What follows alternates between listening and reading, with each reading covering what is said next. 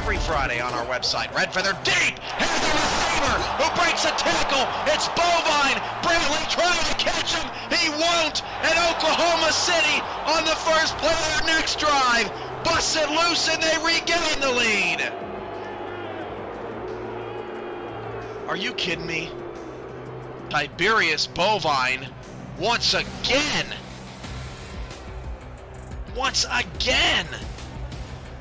making the big play.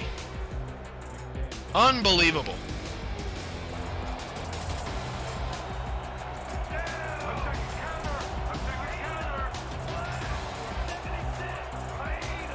One wide receiver either side for Mike, and Daza will flip it out to Sim, and Sim makes the play! 10-5 touchdown! The doctor is in! The Crabs have a lead! Oh, mama! There goes that man!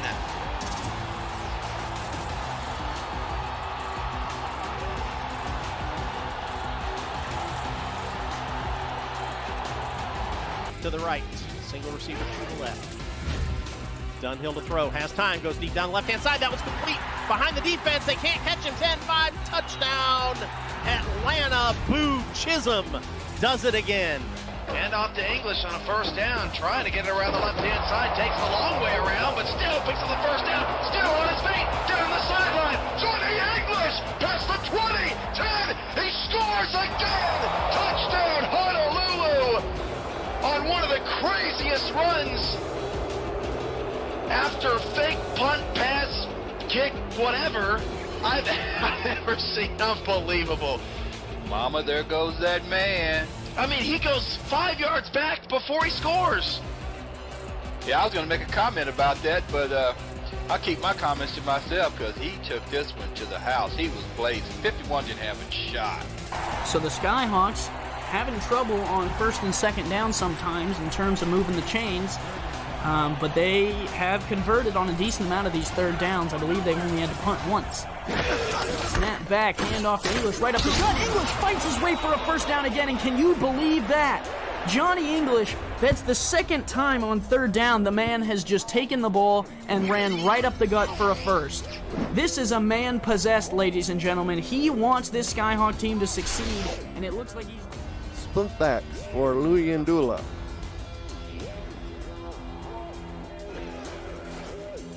Shot to throw, right into Big Sexy. Big Sexy. Another country has heard from. Oh, yeah. He just blew right by the offensive tackle. Gave him one little move and boop, down the quarterback went. Split receivers and offside, and Snowden's going to take the handoff. Snowden, Richard Snowden spins back inside, breaks a tackle and scores. That's going to be a touchdown, DC. How in the world did he keep his balance and move the other way? Wow, that's well, we were just talking about it too. You know, Snowden's got that ability to break away, and had he had more field there, he was definitely able to keep going. You know, he goes through the whole guy, doesn't have a whole lot of room there. One guy misses a tackle, he spins on him another, and shakes off that one right down there at the end and is able to get in there. So DC is shown early on. They set the pace with the first touchdown, and then they come and they answer back with a great drive there. Walker's deep pass is picked off. That's interception number 3 on the night. Eddie Gage gets up and returns it to the 34. How about Baltimore's defense against Kevin Walker? He did not throw 3 interceptions all of last season in any game. And only 2 times in his career has Walker thrown at least 3. These two defenses right now canceling each other out. Showing a blitz up the middle, they bring it. Bentley running right into it. Bentley gets away from it. Bentley's got a first down. Breaks a tackle. Ray Bentley, he's gone. And the Aztecs are going to score and get on the board. Welcome to the game, Ray Bentley. And the Aztecs are right back in it just like that. And welcome to Week 1's Impact Monday, and this week in the SFL. I am Cameron Irvine, joined tonight by Paul Sarp, and we are super excited to recap a fantastic Week 1 for you tonight as we get ready for London and San Diego at 8:15 p.m. Eastern. Paul, good evening to you. How you doing, Cam? Excited to be back. Appreciate you bringing me back. Got a lot of good things to talk about here. What a Week 1, huh? It's very, awesome. very, very exciting Week 1. Yeah, it was great, and really looking forward to breaking things down for you tonight. Here are some of your opening headlines from Week 1. The champs fend off the artillery. Vultures outscore Alamo City 21-6 in the second half of opening night. They are now 64-6 at home, Paul. A mortal sin in Sin City. Rookie quarterback John Lakeman throws a pick six in the final minute, costing the Corsairs an upset win. And blood in the water, Paul, from number 1 pick to Week 1 win over Season 19 playoff team Houston. The Predators are feeling it. Of those three, Paul, what caught your attention this week? I was able to catch a bunch of games. Of those three, I would say that Sin City, man, that pick six, Justin Reside, that's incredible. Watching it live was even better. But again, Charleston too. Charleston's coming. From number 1 pick to beating a Season 19 playoff team, Paul, and they looked good on both sides of the ball. Kentez Johnson was sharp. They even lost Saren Storm in the game, Paul. You know how it goes with starting running backs, but they invested in a second running back, and that was a big difference. Even though Hoagland didn't have a great day, he kept him ahead of the chains. To change running backs like that and to bring in a second running back to make an impact like the way that they did, and to change the tides of the whole feeling in the dynasty, you can't ask for anything better than that. Think about, Paul, how, I mean, they do all this rearranging with their roster, and then in the first quarter, their new starting running back goes down. Now their other guy comes in, and now he's got to carry the entire load of fullback last season. It's a lot of change to handle, and Charleston did just that on Sunday evening. So now we move to top performers, and it's all about the quarterbacks this past week. This was incredible. We had five quarterbacks not throw a single interception, but we had to put O.J. Bruin on the list because even though he had the 1 pick, he also had that rushing touchdown on that goal-to-go situation. But look at these numbers, Paul. Johnny Reno, 39 of 41 this week, 391 yards. Didn't have a touchdown, but was super efficient. Dunhill, 2-0. Bryant Dynasty, 25 of 27, 214 yards, 2 touchdowns. Tommy Utah did his thing as well. This was a week of great quarterback play, which is not something we typically say around these parts. Sure, and again, a week of excellent quarterback play. The fans of SFL love to see it. I love to see it. I know you love to see it. What more can you ask for? There were so many top performers at the quarterback position, Paul. A lot of them didn't even make the graphic. Colin Pierce had almost 400 yards. Jack Wigmore had almost 400 yards and 5 touchdowns through a couple interceptions. We wanted to highlight Dynasty and Reno's just absurd completion percentage. Bruin getting it done on the ground as well, and all that stuff. So that's really great. So from the top performers and the top headlines to the highlights now. In case you missed anything, we got you covered here tonight. We head to Minnesota first, and late in the first half, this game was a pretty defensive game, but Ezekiel Love gets rolling. Now down 9-7. It's Ezekiel Love around the end, and Paul, he was gone, and Portland had life. Yeah, turning on the Jets like that, Ezekiel Love. I mean, that's the speed any team in the SFL wants to have in their running back. At that point, Portland led 14-9. Just before the half, Johnny Reno hits Jay Taylor, but a touchdown-saving tackle there by Derek Majors forced The field goal for Mickey McGuire, it was his 4th of the half. He finished with 6 on the game, but Portland took a 14-12 lead into the half. Moved to the third quarter. First play of the third quarter, and Cyrus Jive is going to be sacked. This would be the tail of the second half. Mello gets in there for the sack for Minnesota. They get the ball back. Now down 2. Johnny Reno fires it down the middle of the field, hauled in by Jay Taylor. Jason France, though, was the big target on the night, over 100 yards. Continuing to move on the drive. Reno trying to get their first touchdown on the board. There's France inside the 10. And then Chris Comisac getting the touchdown here. Paul put him up 19-14. Yeah, at that point in the game, after being down as long as they were, to come back and rush down the field like that, all those completions, take the lead in the game. Colin Hart gets involved. So now Minnesota's scoring touchdowns, not field goals, and Portland's going backwards. Ezekiel Love loses 4. Minnesota's defense really clamped down. Minnesota 8 possessions in this game, 6 field goals, 2 touchdowns, no punts, no turnovers. That would make it 4th down for Portland, and ends up giving Minnesota a field goal. Cyrus Jive would strike back. Portland made it a 29-24 game, but the ensuing onside kick would be recovered by Minnesota, and that would be it. Minnesota would beat Portland 32-24 in Johnny Reno's excellent quarterback play. Now we move to Jacksonville, where O.J. Bruin had things going. So did Sean Sanders, the rookie. Jacksonville takes a 10-3 lead over Sioux Falls in the second quarter. Julian Tyree now time to get the offense moving. Looking for slants, but is sacked by Taekwon Hale. And Jacksonville building that early lead was important. Jason Williams just 8 carries to Julian Tyree's 58 passes in this game.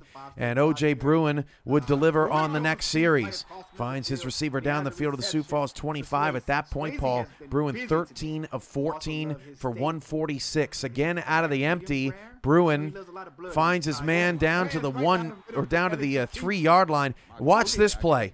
Bruin saunters up to the line, and he quarterback sneaks, and Jacksonville takes a 2-score lead.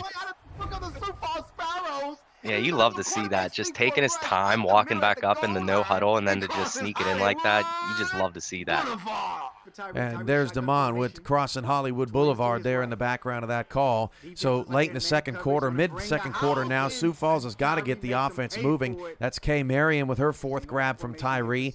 Tyree flips it outside this time to, it was actually Williams' backup who was out due to fatigue. But here, Jason Williams wearing a new number gets the touchdown, and Williams gets on the board. Now 17-13, Sioux Falls looked like they were driving to get some momentum, but Jacksonville gets the takeaway and steals any kind of momentum that Sioux Falls had in this one. 2nd down and 12, Bruin on the ensuing possession, and Sioux Falls takes it right back. This was the kind of game we were seeing here, Paul, for a while. Sioux Falls looked like they were going to come back in this one, but Jacksonville just kept their foot on the gas pedal. Jacksonville rookies, man. I don't know what they're feeding them down there in Jacksonville, but to have as many rookies as they do and to come out and play the way that they did, it's just incredible. They looked excellent. That Sioux Falls drive ended in a field goal, however, and that would be the closest the Sparrows would get. Bruins 1 touchdown to Joseph Budette. We would hear more from him later in the fourth quarter. Now 24-16, Jacksonville leading Sioux Falls, and that pass is caught by Warren over the middle, and once again the Sparrows offense is on the move. Tyree with the play fake, fires it down the field, caught by Charlemagne Cornelius, gets a 1st and goal at the 6-yard line. So 9 minutes to go, 1-score game. Sioux Falls right in this game, actually outgaining Jacksonville to this point. Looking for 300 yards in the back of the end zone. That pass is caught for a touchdown from Marion. So now it's a 2-score game. I mentioned earlier, spoiler alert, that they only got within 1 point. That's because Williams is stuffed here right at the goal line. And Jacksonville would do this with the ensuing kickoff. An injury to their kick returner earlier in this game, Paul, resulted in Joseph Budette taking the kickoff, and in his first game as a rookie, takes it all the way back to the house. Maybe a little bit of a block in the back here, but that didn't hurt Mark Andrews yesterday in the NFL. And Jacksonville would take the lead 31-22. Crazy game there in Jacksonville. Now over to Louisiana. More great quarterback play, but it was Sully Richardson early in the first quarter making things interesting. A one-handed catch to Jumpin' Jack Flash. LA would take a 10-3 lead. Louisiana's defense would stand up. Luther gone with the sack there, forcing the field goal. LA up 13-3, but they never really felt comfortable in this game. And then Tommy Utah and the Louisiana Revolution started to turn up, Paul. Yeah, Tommy Utah just driving him down the field, down 10, to throw a beautiful pass like that to one of his main targets, just set him up for the rest of the game. Liam Hammer, the newcomer, getting involved in the offense. And with 2 minutes to go in the first half, Utah would find Lyric Da Vinci. He would score later in the ball game. But for now, it is going to be Randy Squarebush piling his way into the end zone. And really from this point forward, Paul, that L.A. just kind of seemed to run out of gas. Louisiana really turned on the juice. Sully Richardson fires it down the field. And Mike Ryan, who did get mossed a couple of times during the game, gets the takeaway. And Louisiana was in business. After that interception, again, I'm not sure if Los Angeles just wasn't conditioned well enough this offseason and we're just a little rusty, shaking off some rust, but I look forward to seeing what they have here week 2. Utah hits Da Vinci, and the Irons were working up at Stack Up Stadium. Randy Squarebush up 20-13 in the third. Takes the handoff and is moving the football. He had over 100 yards on this night. Flip out to Squarebush, wide open. Somebody's got to cover the flats. But look how Louisiana is just sucking the life out of Los Angeles here in the third quarter. Randy Squarebush hurdling over defenders, gets another first down to the 13-yard line. Then on third down, Liam Hammer gets in the end zone for the first time. Got it. Touchdown. Louisiana goes up 2 scores, makes it 27-13. Now 30-16, last gasp effort for Los Angeles. Richardson goes to the end zone. The pass deflected. Tank Bennett makes the play.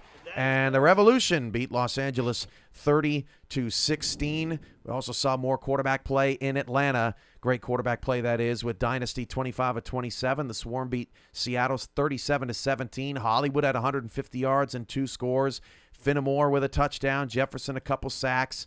David Horrell, another terrific game for Seattle in a loss. But that narrative's starting to become old for your nemesis. Let's start there, Paul, and your reactions to the loss in Atlanta. As far as the loss in Atlanta goes, we just couldn't stop BDG Hollywood or Bryant Dynasty.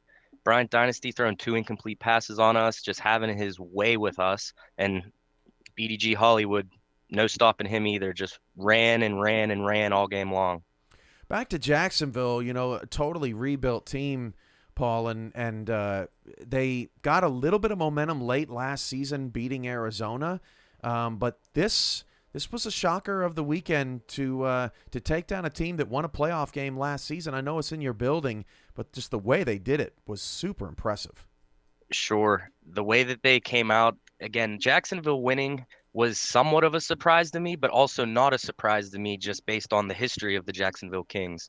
And for, like I said during those highlights, for those rookies to come out the way that they did, I know they have 5 or 6 Lexington guys that I coached in Lexington, and they all showed out.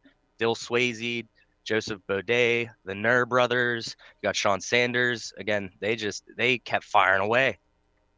Yeah, it was really impressive. They've got Jacksonville has, I think they have Louisiana next week. I have to double check the schedule, but yeah, should be. Actually, no, they don't have Louisiana. I got it right here. I might as well. Jacksonville is at Portland next week, so that's going to be an interesting one and a big game for Portland. Try and avoid going 0-2 after their loss to Minnesota. Let's head back to the highlights where we go to Charleston, where the Charleston Predators, talk about another team like Jacksonville who was looking for some momentum after a down season against a season 19 playoff team. And there's Nick Hoagland in for Saren Storm, getting the first touchdown of the ball game. 7-0 Charleston in the first quarter, trying to get something going, and GP Wells loses 4 yards. He was all sorts of bottled up in that first half. Then on 3rd and long, Dave Bird drops to pass, and he is sacked. Moore Rivers, who was all over this backfield all night long, makes the play, and forces a 4th and long. Now, later in the second quarter, Houston, all kinds of special teams problems tonight. The punt gets blocked, and Charleston takes a 7-0 lead with the football in their own territory. Kentez Johnson fires it out to Jay Hayden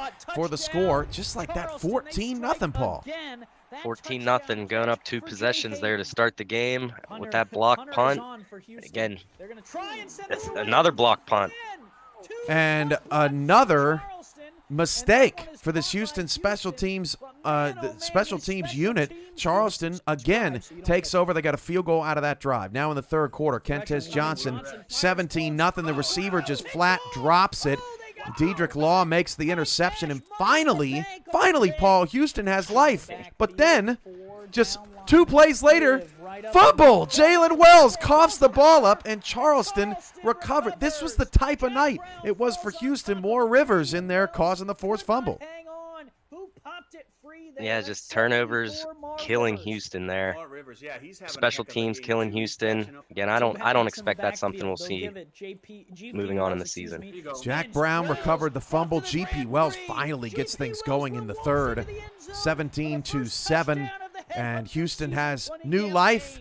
Charleston, to Houston's credit, their defense did not allow Charleston to put this game away. Charleston had plenty of opportunities, but GP Wells showed up. Yeah, finally, after first half of JP Wells struggling, for him to break loose like that, love to see it.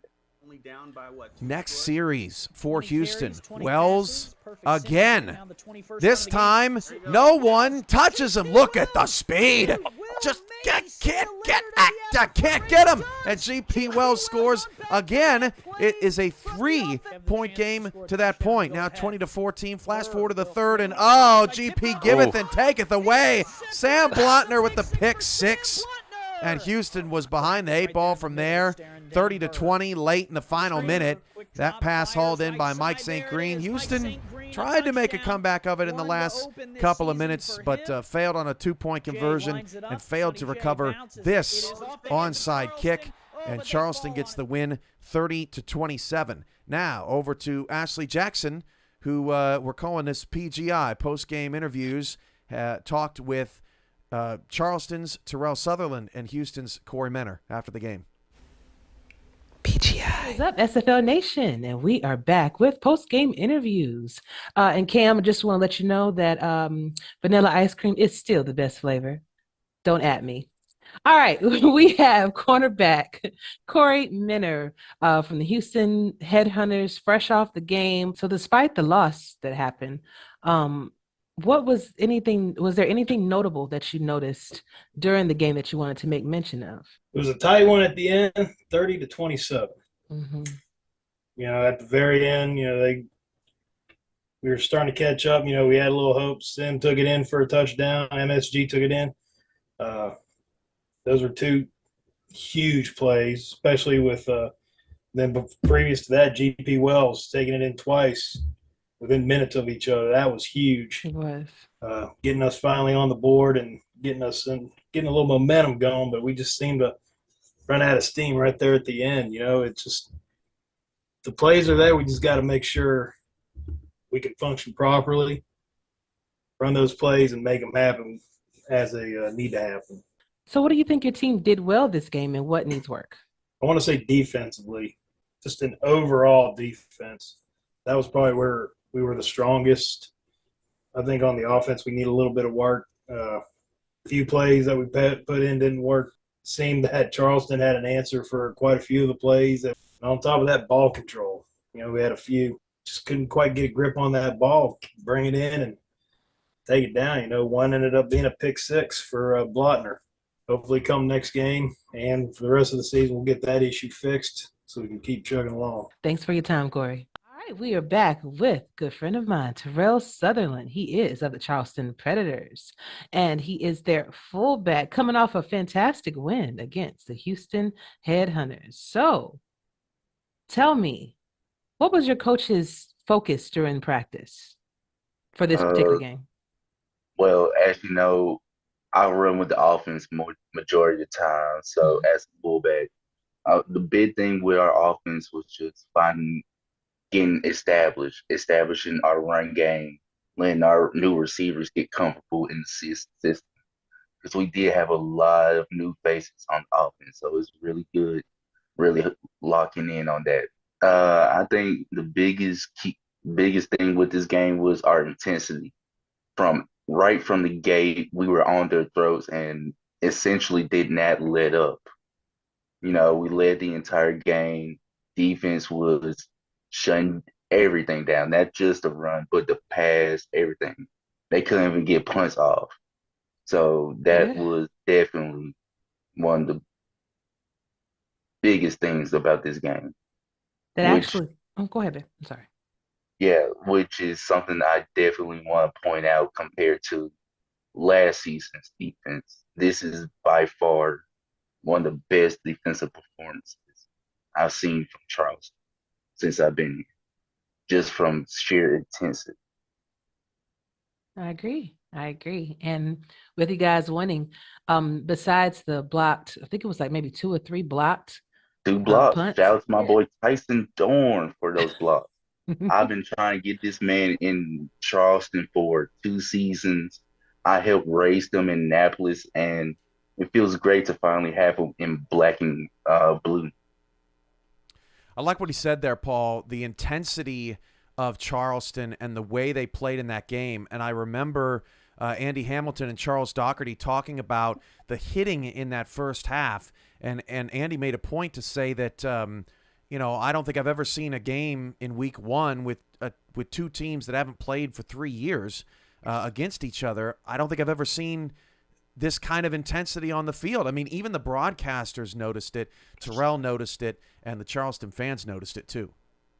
Yeah, they never meeting or not playing for as long as they have since the last time they've met. And after a long off season, they came out with intensity. And again, the fans, you love to watch that high intensity play by both teams.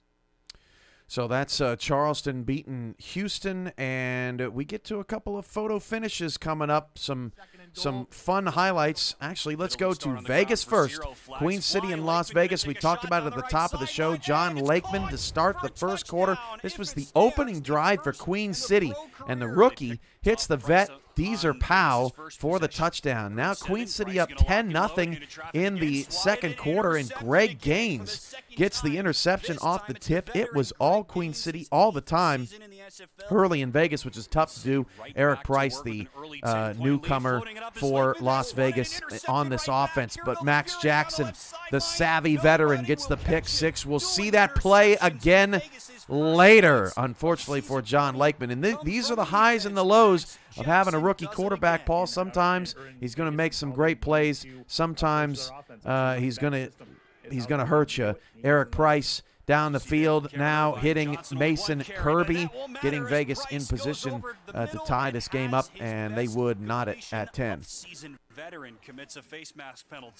Price steps up in the third quarter and fires it out to Kirby.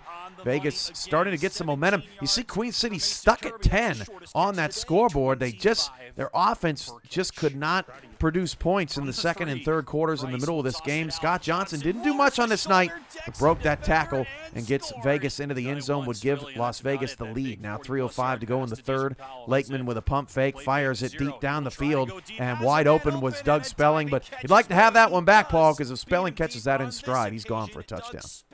Yeah, quarterback threw that right over the defense, and if he just threw it 2-3 more yards further, Doug Spelling's taking that to the house.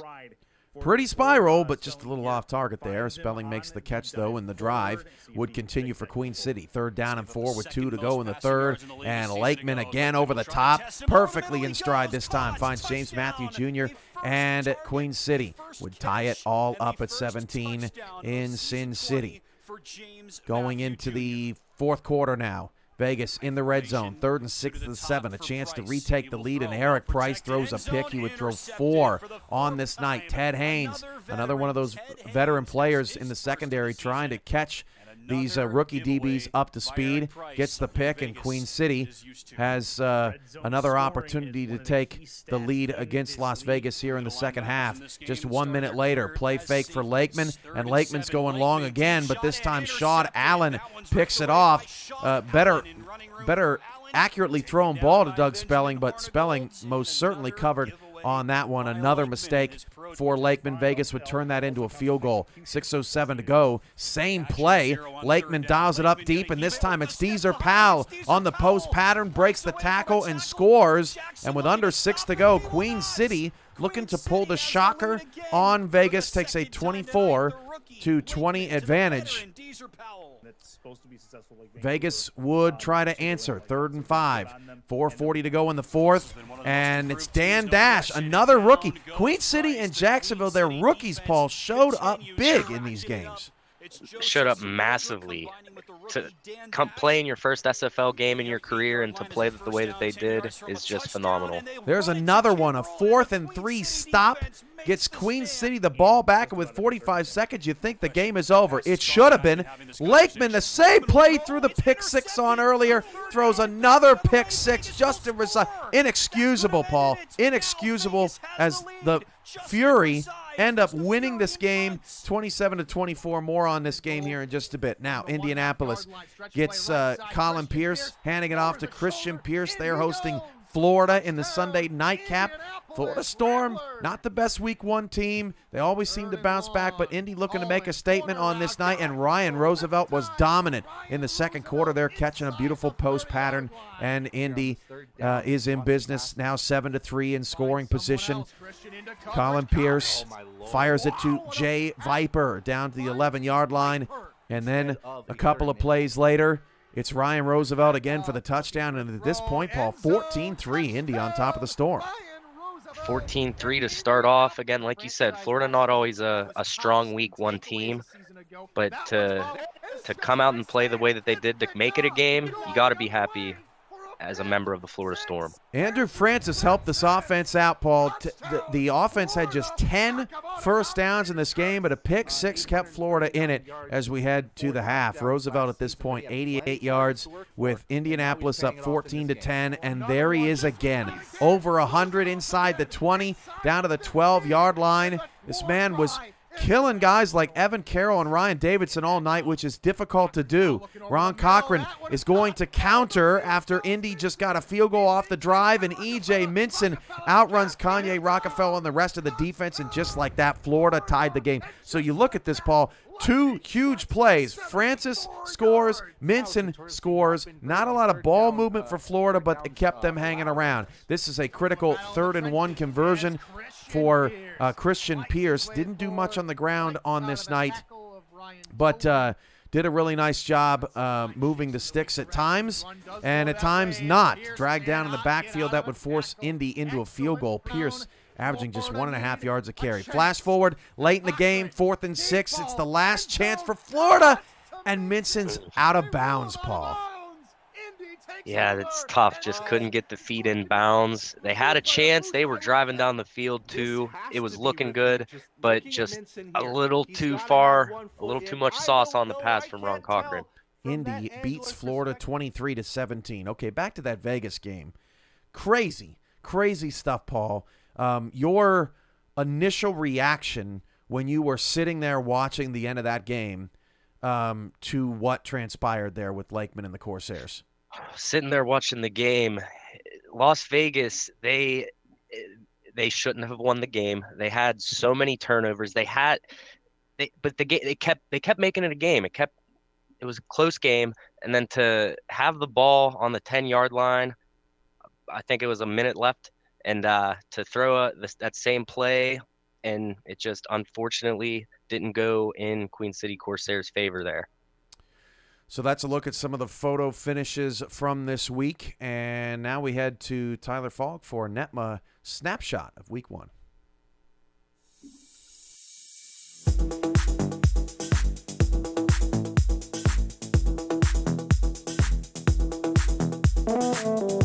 Hello, folks. I'm Tyler Falk. I used to run a show called NETMA that ran every single day, every single week of the SFL regular season. Well, now I'm just going to chop it down and put these into little snapshots here for you guys here on Monday nights of the SFL regular season, maybe even the postseason too. Who knows? So we're just going to take a look at 3 teams that I think impressed me in week 1 and 3 teams I think need a little work. Let's start with team number 1. I think impressed me. It was the Jacksonville Kings. Color me surprised. Has the roar been restored? OJ Bruin comes in after giving Queen City 5 wins a season ago and starts off on the right foot, finding his receivers with some pretty nice precision, it has to be said, and getting Jacksonville in places to score.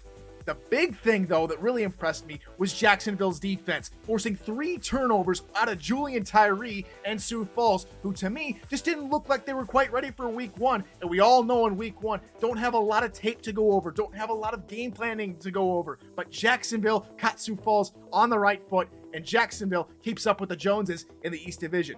Next, on to DC. Are they still hibernating? What happened to Kevin Say? Nothing doing. He only had a 42-yard run that was a majority of his total of just over 50 yards rushing. And Shabazz Synergy, come on, dude. It's not only week 1. You don't have to force passes. Too many costly interceptions in untimely plays. You're able to convert on 3rd down with relative ease, but you can't win the time of possession battle. DC still hibernating, in my opinion. Hopefully they come out stronger in week 2. Next, on to Minnesota. Weren't they clinical on offense? 8 drives, 8 scoring plays. Most of them, of course, were led by Mickey Malillo. No touchdowns, but no interceptions for Johnny Reno, who completed 42 of his 44 passes. An absolutely stellar day for Minnesota as they hold off Portland at the end of that football game. Minnesota really strong once again in only their 2nd season. Now on to another expansion team from last season, the Canton Classics. They were subclass versus Arizona. Could not keep Chris Curtis upright in the pocket, 6 sacks against the QB, but the offense in general just had nothing doing. 0 points in the first half and for a majority of that 3rd quarter. Canton need to figure something out on offense, and that defense, very, very leaky. Arizona looked to be in a league of their own compared to Canton and completely neutralized anything Canton had to throw at them. Now, on for a 2-for-1, as some would say. Let's start off with Florida. Unfortunately, guys, it's back. The week 1 curse. They thought they were done with it last season when they took down Louisiana, but unfortunately, Charlie Baletsy could not get out of the gates firing. He was completely absent in that 2nd half. Ron Cochran, just under 50% completion percentage before the final drive. He was barely able to get back up to 50%. And that 3rd down issue from season 19 looks like that's carried over here into season 20, unfortunately for the Storm. Hopefully that changes as they go out throughout their season. And now on to their opponents. They pierced my heart, the Indianapolis Ramblers. They got a trio over them. One father in Randy Pierce and 2 sons, Colin and Christian. Speaking of Colin, he was cooking, wasn't he? He had a fantastic football game. Completely and unequivocally finding his receivers with timely passes. 1 blemish on the day for him, 1 pick 6 to Andrew Francis, but all told, a very solid day for Indianapolis as they take down Florida in week 1.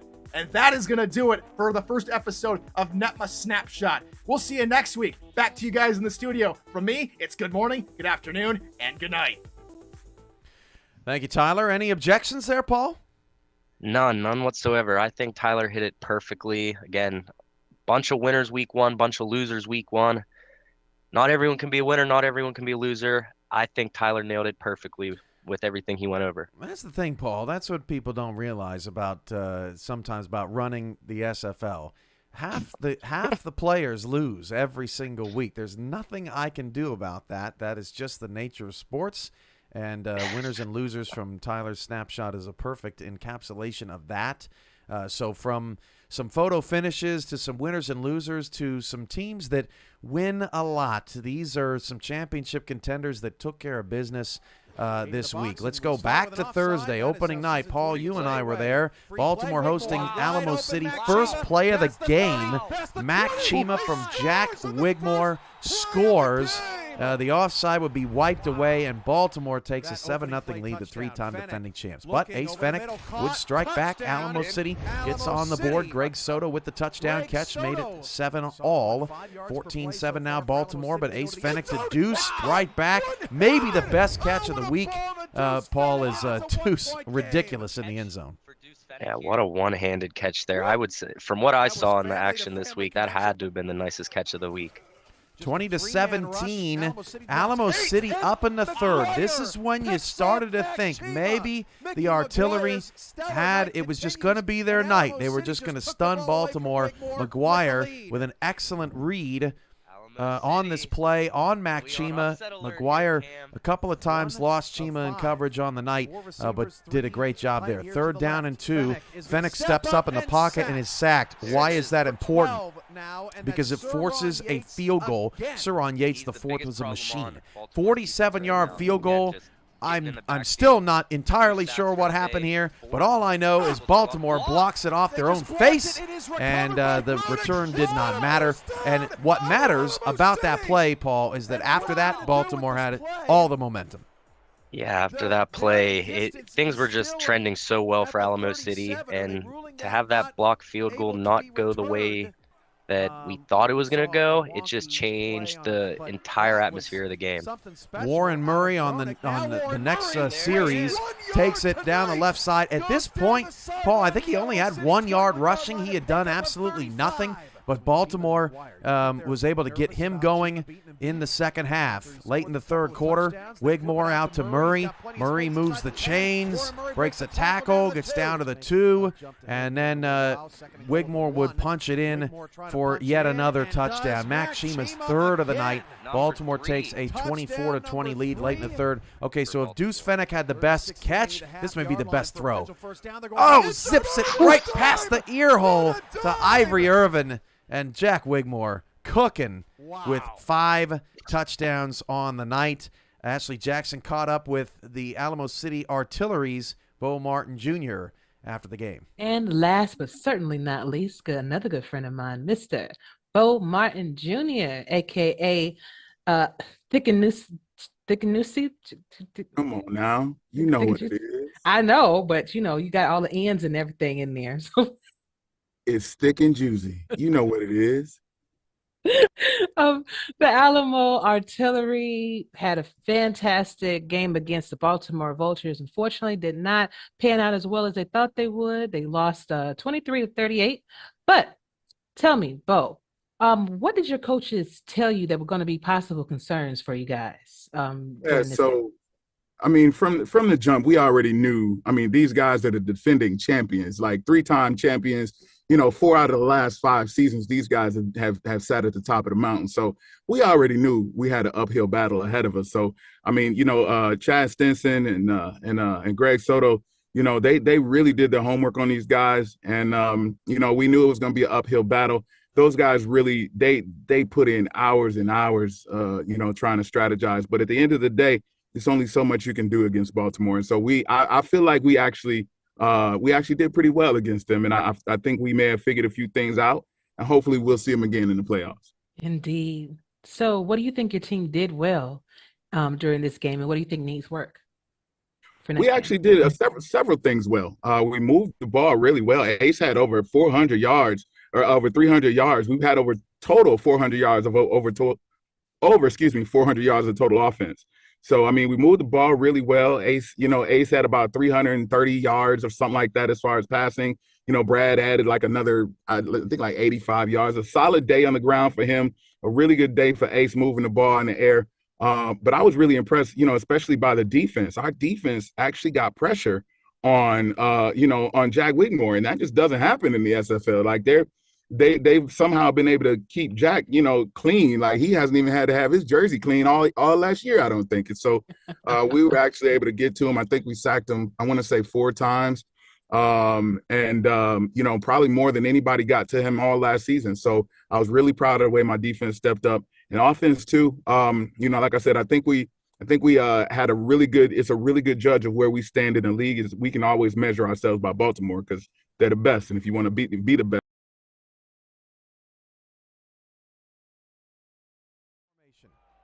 Eight in the box, and now a 3-back set here on 1st and goal. Brown makes a move. He's into the end zone, and Tulsa strikes first with a touchdown. 3 catches all on this drive. Will he get number 4 here on 3rd and 9? Brown in the shotgun over the middle, and that is caught. It's Blackwell this time, and has been well documented. Brown again, this time on 3rd down, putting it up, and that is caught. And running to the end zone is Chris Curtis, his first catch of the game. Good for a Vancouver touchdown. Brown has been instrumental in the turnaround of this franchise. As JQ's going to throw here on 2nd and 6, takes a hit and still completes the pass to Gabriel Manning, who's inside the red zone. We'll see what happens here on 2nd and goal. 3-back set again. And this time to the left for Brown. He's got nothing but green grass in front of him and gets into the end zone. And now Sawyer Stern sneaking over to the left sideline. Who forgot to cover Sawyer? 5 of those have first downs. 14, and this time it's Chris Curtis over the middle to the goal line, and Robert Redford would punch this one in and makes it 21-14. Back and forth we go, but Vancouver finally in the lead as Robert Redford gets his first touchdown of the season. 3rd down and 8. JQ not giving up, fires it over to Sanzo Robinson for the first down of the 34-yard line. And on 2nd and 5, JQ gets it out to Brown, and he makes another play happen. This is what this game was, Paul, just back and forth all night long. It was a great football game. Love watching that back and forth action. Always, it was for all 4 quarters, it was a close game. Brown with the score again. That is the trifecta, tied at 21. Nothing much happening in the 4th quarter until JQ throws the pick to Mark Lopez and makes it a 24-21 win for Vancouver. Another championship contender with a win on the road. We go to Arizona now, where the Scorpions were at home, already up 7-0. DJ Moses was an absolute beast. 14-0 Arizona. Canton trying to get some things moving. Cameron Curtis throws an interception. Parker Thomas moves out of the slot and starts making plays on the outside. Good for Parker. I mean, this game felt like a runaway, and it was surprising that it didn't end up being a runaway as TJ Punk gets another long catch here. Beautiful fade route just before the end of the half. Yeah, Arizona looking, they have some unfinished business, so to come out week 1 and play as well as they did, they wanted to let everyone know in the SFL that they plan on making another playoff push here.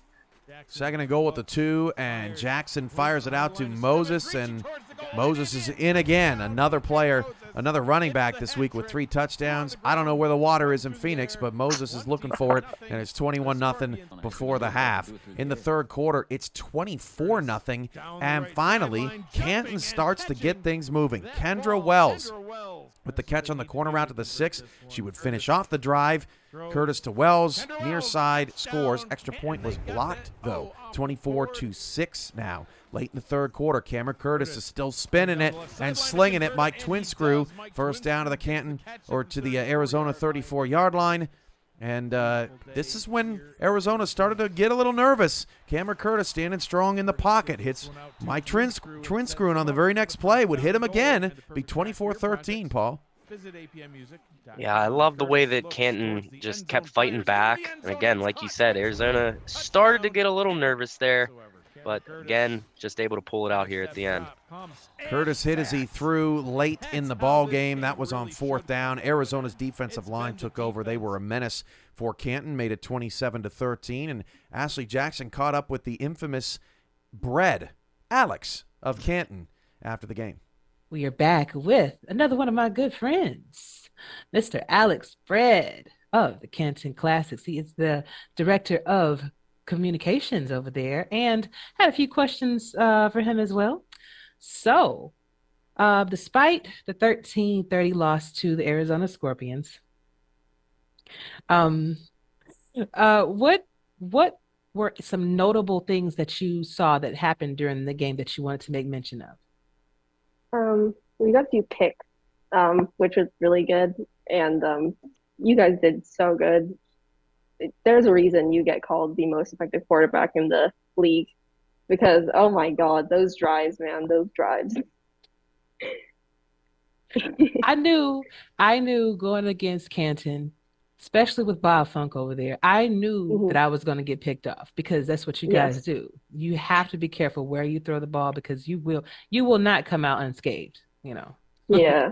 But y'all did a fantastic job too, keeping up with everything too. So love it.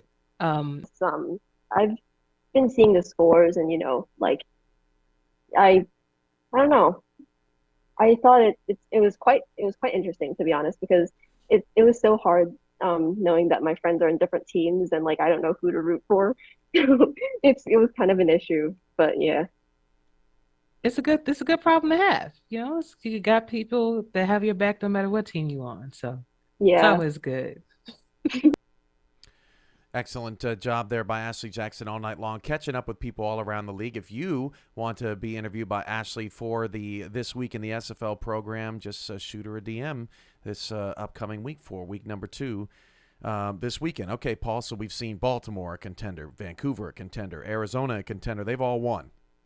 But one contender that we weren't quite sure about, that's the Mexico City Aztecs. How would they do against the Carolina Skyhawks? And early, it looked like the Mexico City of old. Phoenix Jones off and running, gets it all the way down to the 18-yard line, a pickup of 58 yards on the carry, and then Jones would finish it off 7-0, and Jordan Sipe didn't have to do much on the opening drive. That's always nice to have a great run game, but it was Carolina in the first half that made things interesting. 4:35 to go in the first.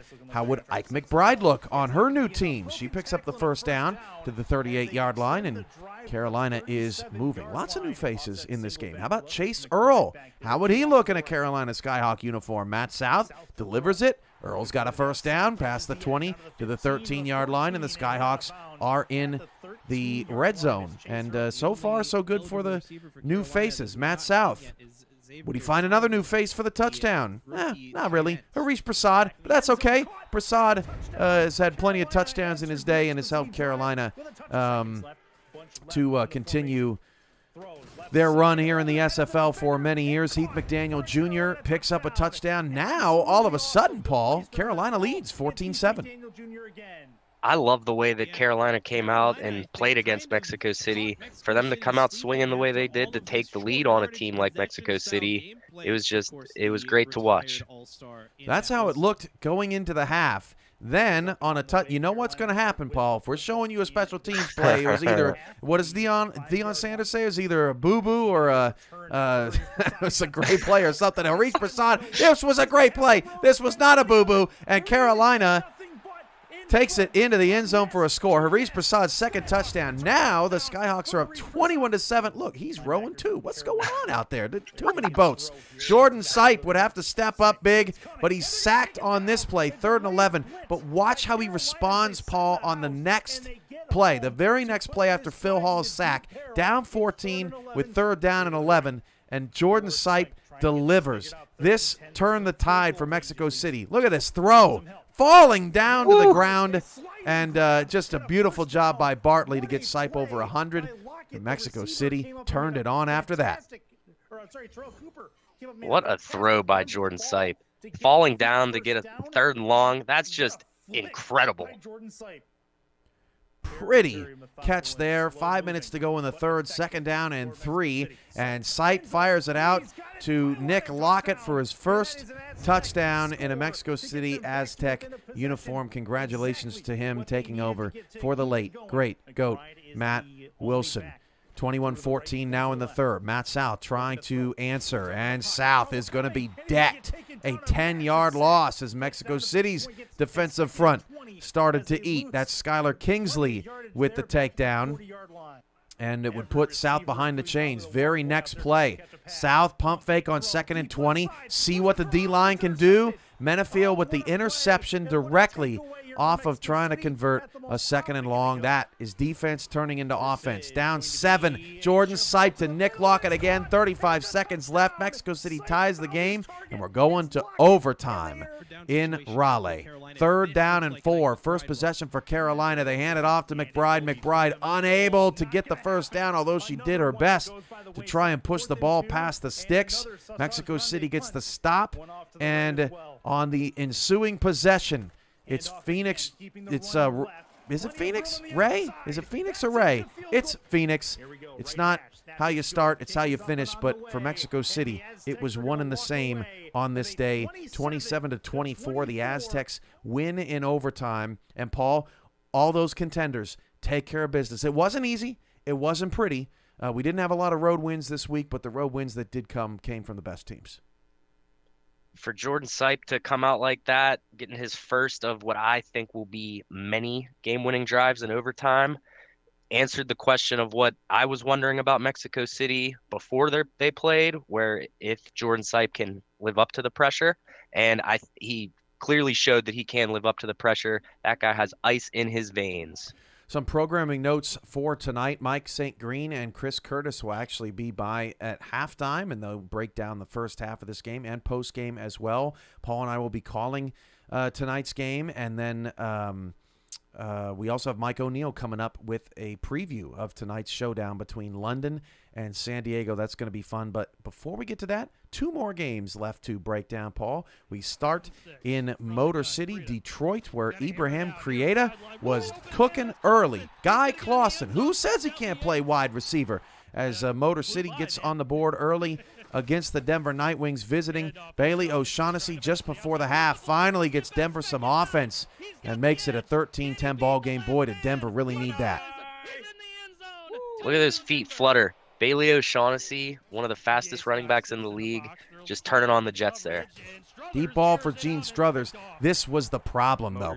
This was the problem. The deep ball for Struthers not working much of the night. Ibrahim Krieta, who had an awesome quarterback scramble on this night, fires another ball down the field. He did not have trouble throwing deep down the field on this Friday evening, and Motor City continued to churn out yards. Christopher Dean gets the first down to keep the Nightwing offense off the field. Hugo Reynosa, he did his best, though. Reynosa and company didn't get the sack on that play, but he had 3 of his own on the night. Denver's defensive line really kept him in the game, Paul, as Motor City up 16-10 would take a 23-10 lead there. I think that may have been Orain Darby. I missed the name. I apologize. Bailey O'Shaughnessy and the Denver Nightwings trying to get some momentum late in this one, but it just felt all night long like a little too late, Paul.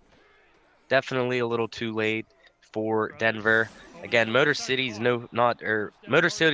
extremely familiar with coming out in week 1 and putting on a dominating performance as they did last season as well, and showed nothing different here week 1 of season 20.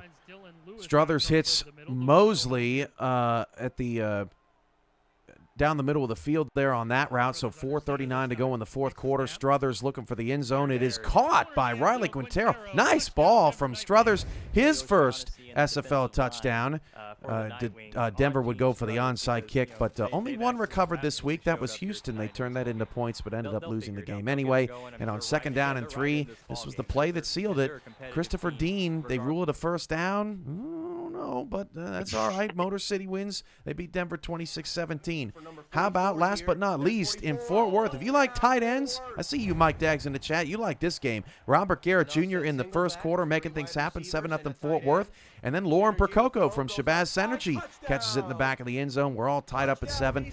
This looked like it was going to be a defensive chess match early, but it ended up being one-sided thanks to guys like Adam Leach for Fort Worth.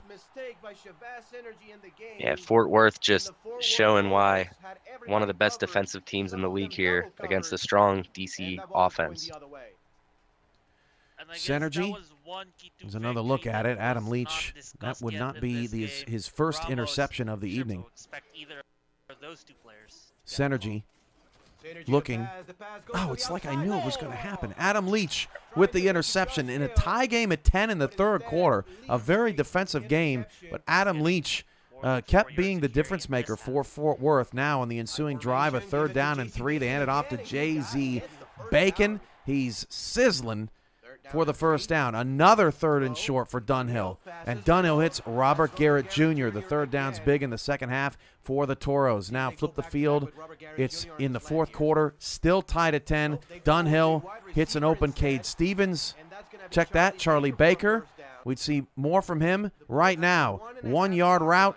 Dunhill hands it off. I lied. Coming up next, J.Z. Bacon with the touchdown, 17-10. And then it was Charlie Baker on the fade. Just like that, 24-10. DC just a little sleepy. Tyler said maybe they're still hibernating. Not really sure. 2:28 to go. Synergy would not give it up, though. Wide open. Mike Churchill. Somebody's got to cover that guy. 24-17. And like we've seen most of the night, you've got teams trailing, desperate, trying to get an onside kick. That doesn't work. And Fort Worth takes care of business against D.C. 24-17. What'd you think of, or 27-17 rather, what'd you think of Fort Worth's big win over D.C., Paul? Fort Worth's win over DC, like Tyler was saying, it just looked like DC was hibernating a little bit. They were just a little slow to the jump. I can see them coming back here next season with a little bit of a different game plan and a little bit more intensity in how they're playing. But for Fort Worth to go out there and play the way they did, come out with a week 1 win, I'm sure that the vibes are high in Fort Worth right now. Let's talk some fantasy football, Paul. The 60 entries this week. You can play SFL Fantasy Football on our Discord server. Top 10 players in terms of fantasy points. Mac Chima and Jack Wigmore leading the way, Paul. That's not a surprise. Not at all. Bailey O'Shaughnessy with 37 was your top-performing running back. You also had BDG Hollywood, Douglas Brown, Greg Soto, GP Wells, Deezer Powell, K. Marion, Mike Twinscrew. So some receivers trailing Chima. But actually, some players in tonight's game were owned a lot here in week 1. I don't know. Eagle Mondavi's a popular dude. 31.6% of entries have him on the team. Yeah. What is going on against the London defense? That is crazy to me. Dave Axis for San Diego, also 18.4% owned. Heath McDaniel Jr., who did have a touchdown, was 14.5% owned at wide receiver. Ron Cochran was 14.5% owned. Easily the top quarterback selected this week. It did not go well for Ron Cochran fantasy owners. He was just 21 of 42 this week. Vancouver's defense was the top owned defense. They had a decent day against Tulsa, forced a couple of turnovers. Cliff Allen was the top kicker this week. 27.6% of the rosters had Allen as the kicker. He booted a few through. Will Todd was the top tight end. A little quiet. Jet Zero was your top running back of the week owned. He was a little quiet as well. So was Jay-Z Bacon. GP Wells delivered for the 15.8% of people that had him on the team. Jack Wall, Stephen Hacker, and others running the SFL Fantasy Football. Thank you guys for that analysis, and we'll see if fantasy football games are won and lost this evening. So back to before we get to Mike O'Neill and his preview of tonight's game, let's talk about week number 2 coming up this week. Friday, Atlanta takes on Florida. Fort Worth faces Alamo City. Of those games, Paul, which are you most looking forward to? I'm definitely excited to see Florida bounce back and go up against Atlanta.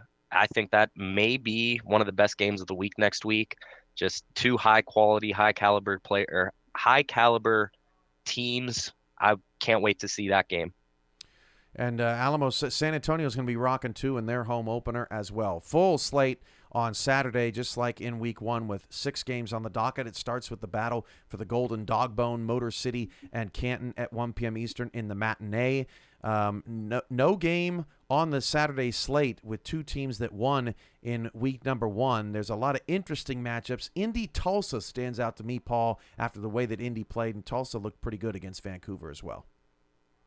Yeah, definitely excited to see all of these games. Again, a weekend of SFL action. Coming into today, I've been waiting all 19 hours and 30 minutes for some SFL action. And to get as much action as we did this weekend, I can't wait for week 2. How about Sunday's look? 4 matchups on that docket. There's an undefeated matchup. Baltimore and Mexico City. That's going to get a lot of attention at 9 p.m. Eastern. I'm also looking at that DC-Houston game, though, Paul, because one of those teams that made the playoffs last season is going 0-2. And then O.J. Bruin against his old team and Cyrus Jive and the Portland Fleet. That's going to be a fun one up there at Evo 9X Stadium. Bunch of fun, interesting matchups here for week 2. Again, it's almost here. Next Monday, who do we got, Paul? We got Carolina and Charleston. I can't wait for this. Carolina played Mexico City into overtime. Charleston looked great against Houston. This is a rivalry game. It's always close. We're going to have so much fun at Fulton Moultrie Memorial Stadium next Monday night when we do it all again. Your early impressions of that matchup as we get ready for next week? Listen, number 1 overall, Charleston looking to be as far away from number 1 this year as possible. So I'm excited to see what they have in store for week 2. And again, Carolina proving a lot of people wrong here in week 1. So come out and play as strong as they did. I think it's going to be a great game. Good stuff there. London and San Diego now just 12 minutes away. You can catch that game right here on the same YouTube link. You don't have to go anywhere. We will have that game for you coming up very shortly. Before we head out on This Week in the SFL, we have Mike O'Neill's preview of tonight's matchup. Take it away, Mike.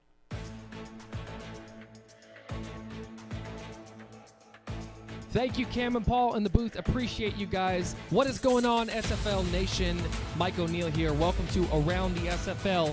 Matchups to watch. Guys, we've got a huge one tonight. It's the first time ever Monday Night Football for the SFL. London Knights travels into San Diego to take on this revamped San Diego Mavericks squad. I've got a couple keys to victory for each team. I want to break these down with you guys here.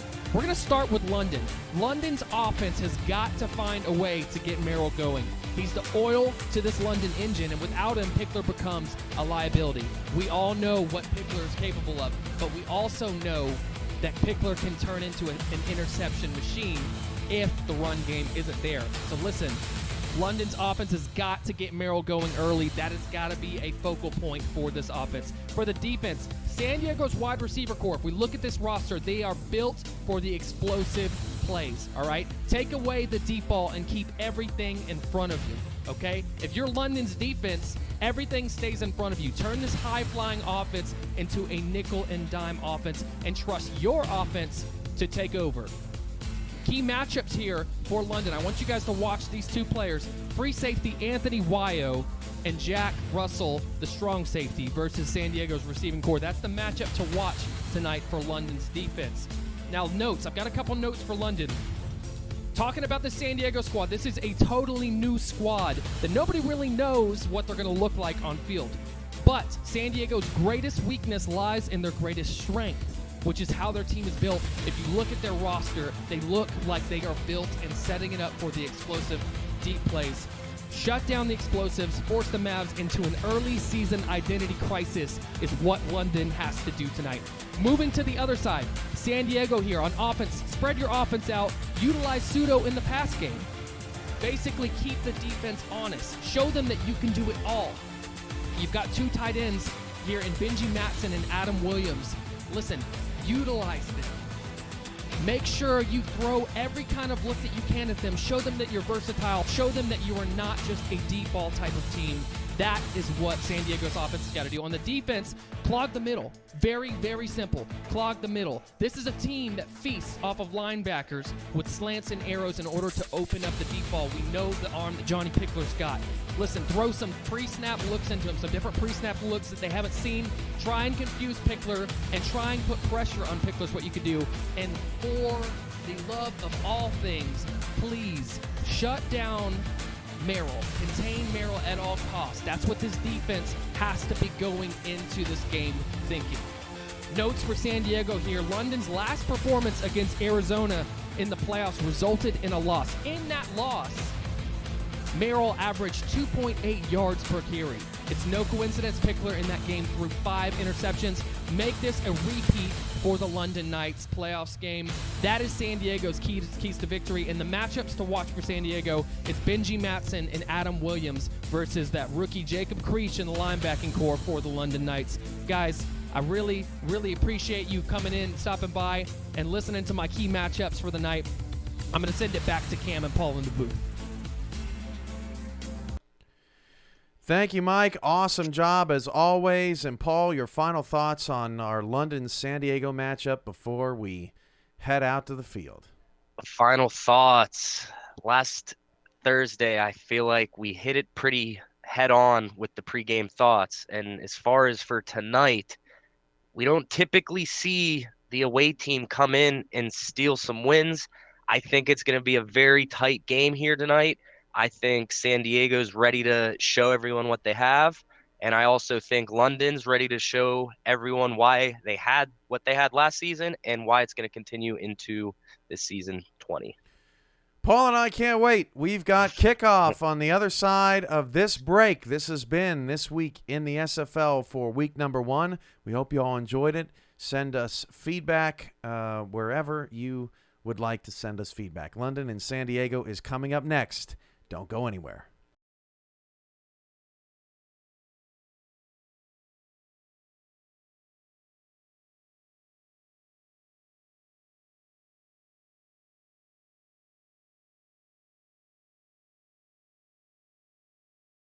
Two receivers, Cooley top of the screen against Kenneth Lyons. Red Feather to throw. Red Feather going to the end zone. It is a touchdown. Cooley, the Bulldogs have the lead. Two to the left, one to the right. In the backfield is Streeter with one more. Hand off Streeter, going to try to find a hole. He does. He's going to try to break another tackle. He does. Out to the 20. He's going to go for the pylon, and he's going to get in to the house. Reggie Streeter with his fourth touchdown scamper of the day gives Louisiana their first lead of the day. You might want to look at Reggie Streeter with his fourth touchdown, but watch the block here. It looked like number 59 for the Vancouver Legion here was going to have the angle on him. On the previous play, you know, they represent the city of Broad Shoulders. The player with railroads. And the throw by Dunhill is complete to Jamal Wooding, and he scores the touchdown on the very next play. Touchdown, Atlanta. Wow, Atlanta derails the Chicago defense on that play. He gets behind him. Everybody let him go, and Maurice Burton was the only one back.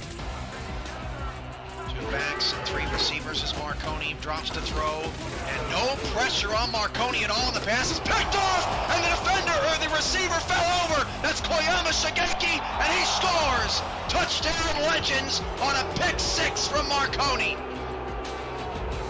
And the receiver fell over as he breaks for the football. Actually, Cooley thought he had a catch and was just trying to get his feet in bounds, and the Legends. Second down and 6. Minus down 4. Cantrell empty backfield, and Cantrell off his back foot. Touchdown!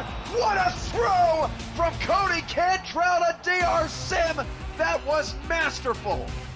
I thought that for sure was going to be knocked away or picked off. Anytime you see any SFL quarterback scrambling out of the pocket, it's usually not a good sign, but DR Sim gets so wide open here that he has such a huge target there for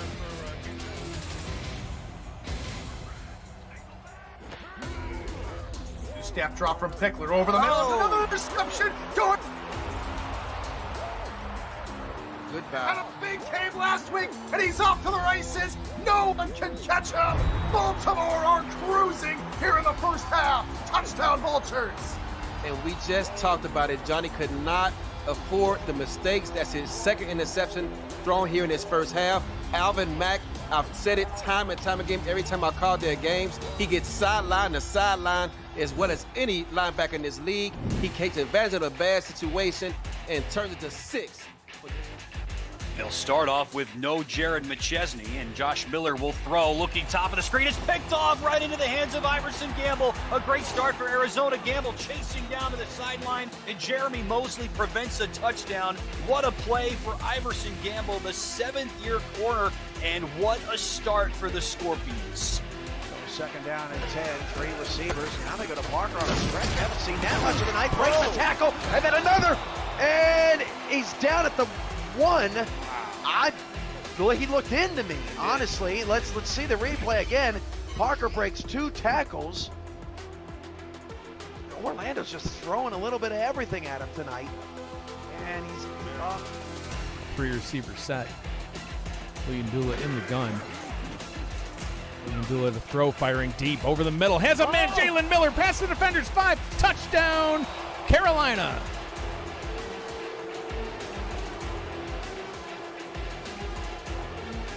Jeff Duffy in the chat just now saying Carolina is never out of it. Don't count them out. Here it comes. Down the seam, just running a go, and no one's going to catch Jalen Miller. He's the biggest receiving threat. And Legacy both off to the right side. And Garcia will pass. Garcia's in trouble, avoids a sack, fires deep down the field. The pass is caught. What a catch in traffic! It's a touchdown! Garcia makes an incredible play, launches it down the field to Clint Myers. And Clint Myers a little upset that Studwell's getting all the love. Over the outstretched arms of A.J. Levy, and Myers gets the touchdown. They may not have traveled here by boat, but we have sailed into the final night of Week 1's Season 20. Good evening. Along with Paul Sarp, I'm Cameron Irvine. London, San Diego. My brain could not have screwed that up more. But Paul, we are here at Gold Star Memorial Field at Trick Jersey Stadium, and we're ready for some great football here tonight. I am extremely ready for some great football tonight. I am super excited to see what London's going to do against the San Diego Mavericks, making their SFL debut tonight. There's a look at San Diego's new look in the military green and gold with some black trim. It's going to be fun tonight. I'm powering through jaw injury, pain, something here this evening, so forgive me. But we are ready for some fun. And when you got San Diego and Scar Patterson and Benji Matson, and along with Brandon Ewing taking on his former team, this is going to be a ton of fun. And then you add in Johnny Pickler and Robert Merrill and what London was able to do with things last season. And you can't ask for a better Week 1 Impact Monday matchup. Definitely cannot. My apologies, it was not San Diego's first game in the SFL, just new ownership.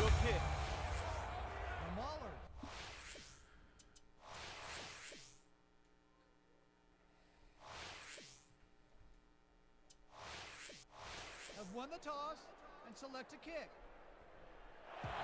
We are ready. From California, it's going to be Scar Patterson getting the ball first. The ball is on the tee, and the hand is in the air. London Knights, kick it. We're underway.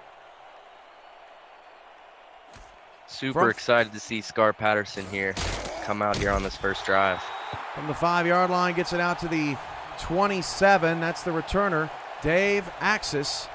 And yeah, Scar Patterson, a whole new slate of new weapons. Eagle Mondavi, Dave Axis, B. Robo, Lili Nakai. This is a completely reworked receiving core.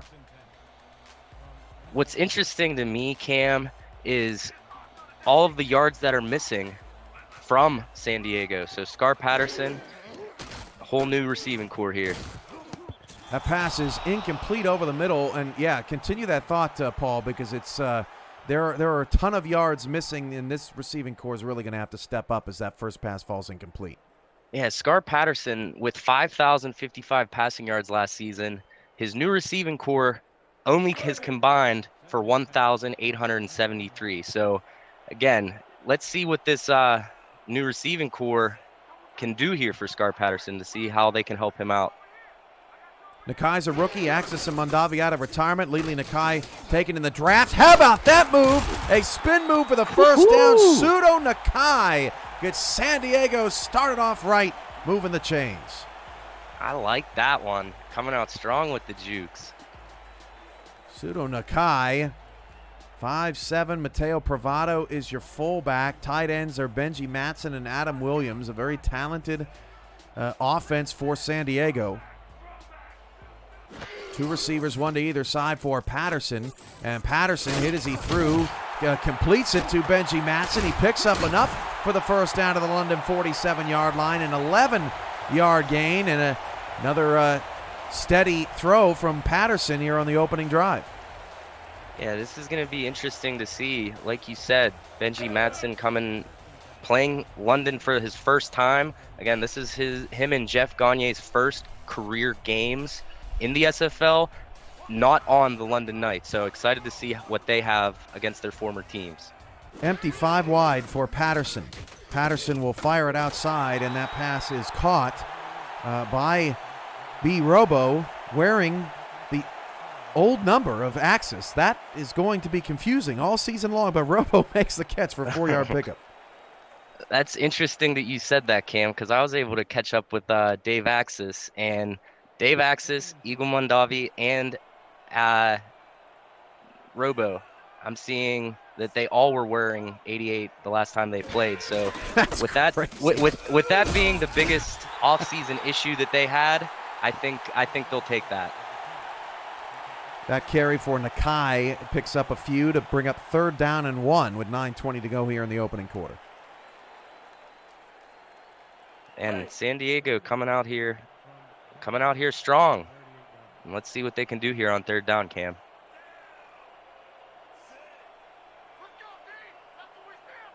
Third down and 1. Patterson. Pump fake. Has to get rid of it. Finds Nakai in the flat. It's caught. Oh, what a move by Nakai. Nakai to the 26. He is ready to play tonight. And San Diego's offense keeping London's offense, I should say, off the field. Yeah, Pseudo Nakai is cooking them up here to start off this SFL action here in the first quarter. 31 all-purpose yards on the opening drive for Nakai. The rest of the team has 16. 1st and 10 at the London 26. Patterson back to pass, dumps it off, down to Matson, picks up 6 yards. Let's meet that London Knights defense. Up front, William Davidson, Selwyn Lane, Frank Stackhouse, Cam Frosby. Linebackers are Tony Roberto, Jacob Creech, Telemax Scarborough. And the corners, Brandon Ewing, Manuel Blackman, Mike Jones. Safeties, Anthony Weil and Jack Russell. Ewing with 2 tackles and an assisted tackle already so far. 2nd down and 4. Patterson flips it to the end zone. Touchdown! What a throw. San Diego on their opening possession. Touchdown to Adam Williams. He's rowing the boat. And it's 6-0. San Diego, what a start. What a start, Cam. And again, everyone's rowing boats here in the SFL. And I'll tell you what, the only thing that is looking better than that San Diego drive is their uniforms. They came out, they said, look good, play good.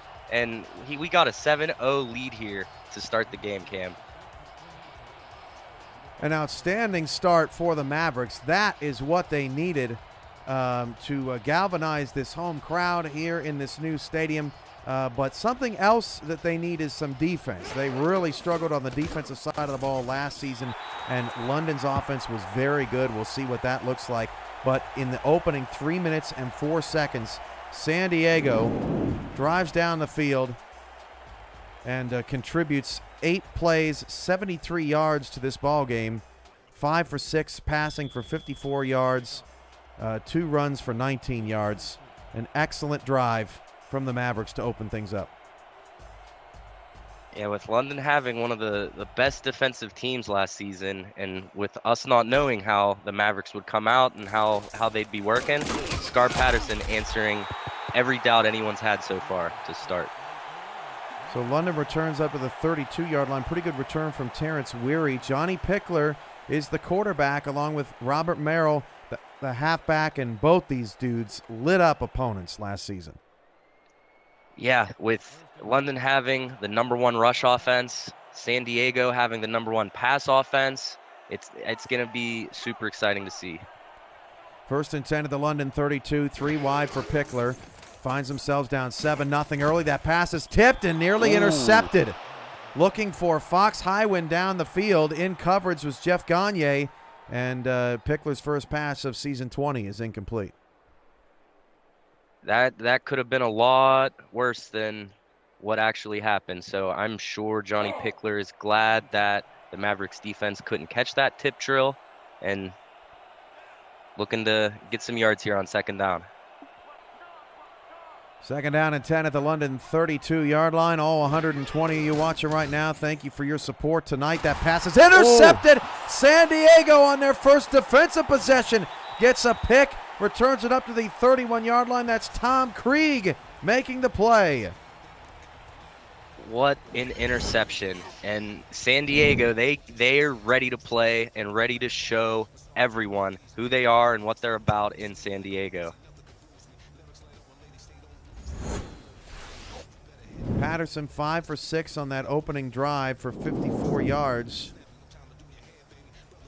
He comes back out now on San Diego's second possession. And they'll start empty 5 wide against a 3-2 dime defense. Patterson to pass, going deep down the field, caught for a touchdown. San Diego scores again, and it's B. Robo with the score, 13-0 Mavs.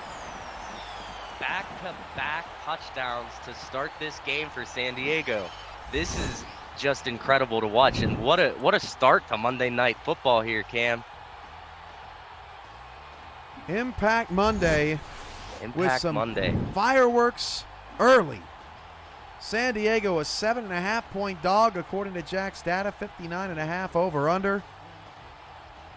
And San Diego may even be shocking their own fans in this. I mean, this is now. I will say San Diego's fans are totally used to this high-flying offense, but London is a very good team, and this could not have been a better start for the San Diego Mavericks through 3.5 minutes of this game. And B. Robo getting his 25th touchdown of his career. Second touchdown here in San Diego's season 20. So let's see how London's going to respond to this 14-0 lead by the Mavericks. Patterson 6 for 7 for 85 yards, 2 touchdowns, 156.8 QB rating. Pickler still looking for his first completion on the night. Weary, nice move. Gets the ball up to the 33-yard line, and that's where London will set up. If you're the Knights, Paul, you got to be thinking, all right, just relax. It's very, very early. Yeah, very early. Bunch of time left to play here, and I expect London to calm down, get the preseason jitters out of the way, and start getting some yards here. Imbalanced line off to the right for Pickler. Pickler will throw again. They have not given Merrill a carry yet to start the game. Merrill picks up 8 yards, however, on his first reception of the day at the London 41-yard line. The rest of this London offense includes fullback Tommy Kennedy. Receivers are Terrence Weary, Fox Highwin, and Vin Callia, the veteran on this offense. Talon Steele, the new acquisition at tight end for London, who lost Tiberius Bovine and Benji Matson this offseason. 2nd down and 2 at the 41. London also has 3 offensive linemen as a part of this offense. We'll get to them here in just a second. 2nd down and 2 at the 41. The handoff goes to Merrill, and Merrill is marked short of the first down. Ooh. Freddie Trammell with the tackle. That is a close one.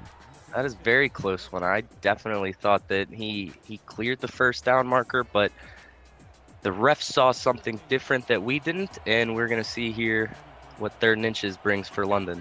Anthony Anderson at left tackle. Left guard is Perrin Ibarra, and right guard is Demetrius Farmer.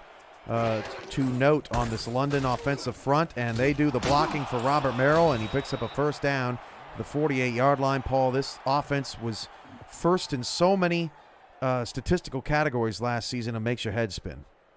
Yeah, and right on cue, as soon as you name those offensive linemen, they show up and get Robert Merrill some protection, enough to get that first down for him.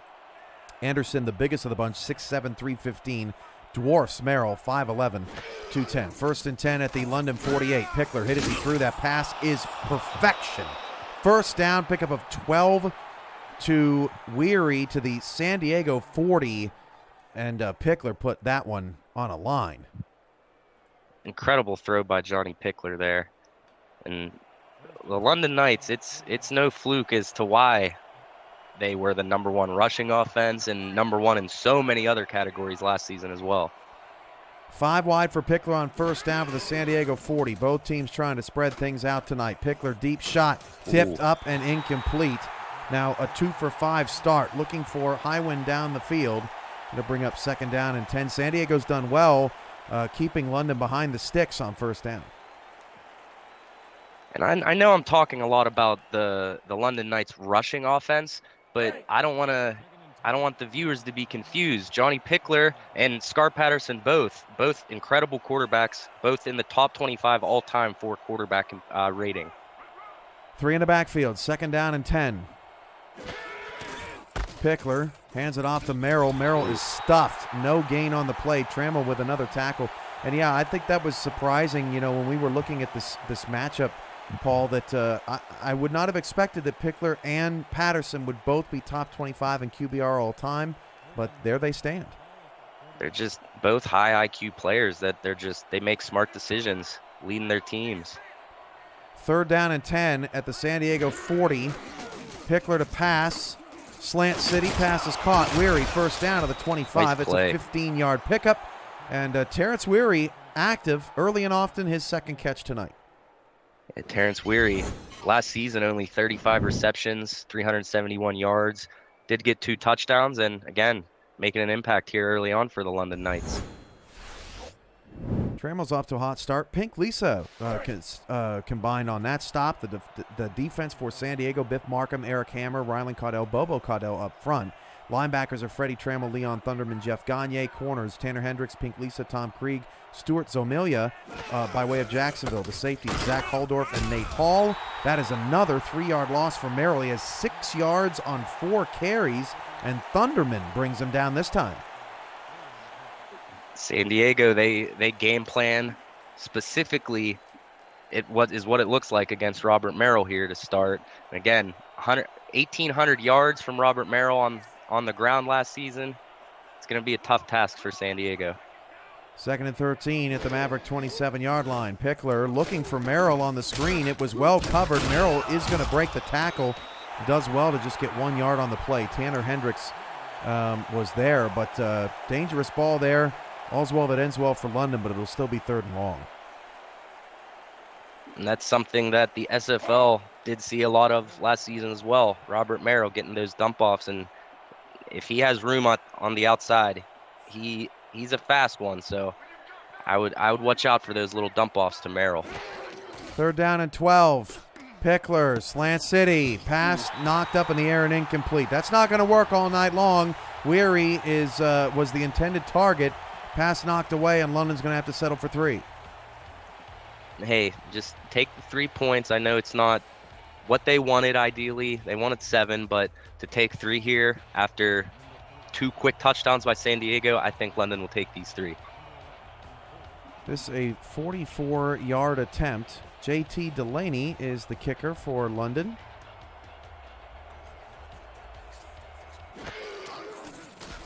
This would be his 100th career made field goal. It is good. And Number London's 100. On the board, 14-3. Congrats, JT. Hey, 300 points for JT Delaney in his career. Again, puts London on the board.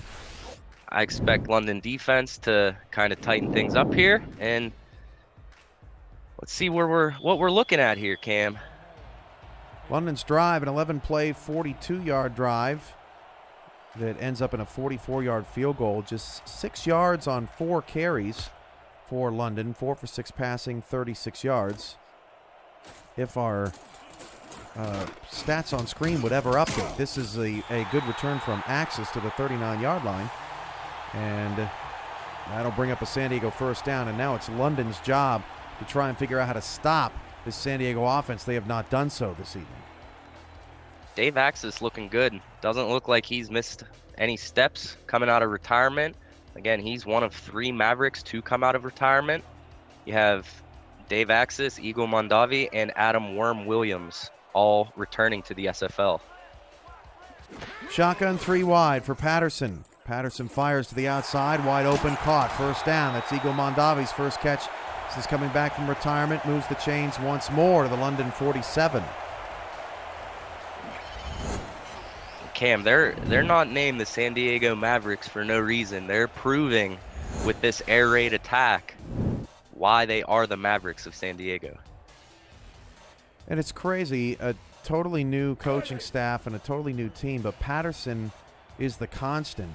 San Diego last season averaged 29.9 points per game, but 428 passing yards per game. That was number 1 in the SFL. 1st and 10 at the London 47-yard line, and that pass from Patterson is caught. 16-yard pickup. 1st down. That's Mondavi again. And London just has no answer right now. there's no answer for Scar Patterson and this offense here, just lighting it up in the air right now. Patterson 8 of 9 for 115 yards. Here in the first quarter, on pace for another 400-yard evening. There's a look at Robo. Perfect quarterback rating now for Patterson. 2:35 to go in the opening quarter. That's been dominated by San Diego. Patterson flips it outside to Sudo Nakai. Got a ton of space in the flat. Sudo Nakai's got a first down. That 15-yard gain looks easy. Scarborough with the tackle. Sudo Nakai with the halfback dump off there on the outside. Again, just to have that speed to get outside and to make it past these defenders for a first down. San Diego's just making it look easy moving down this field.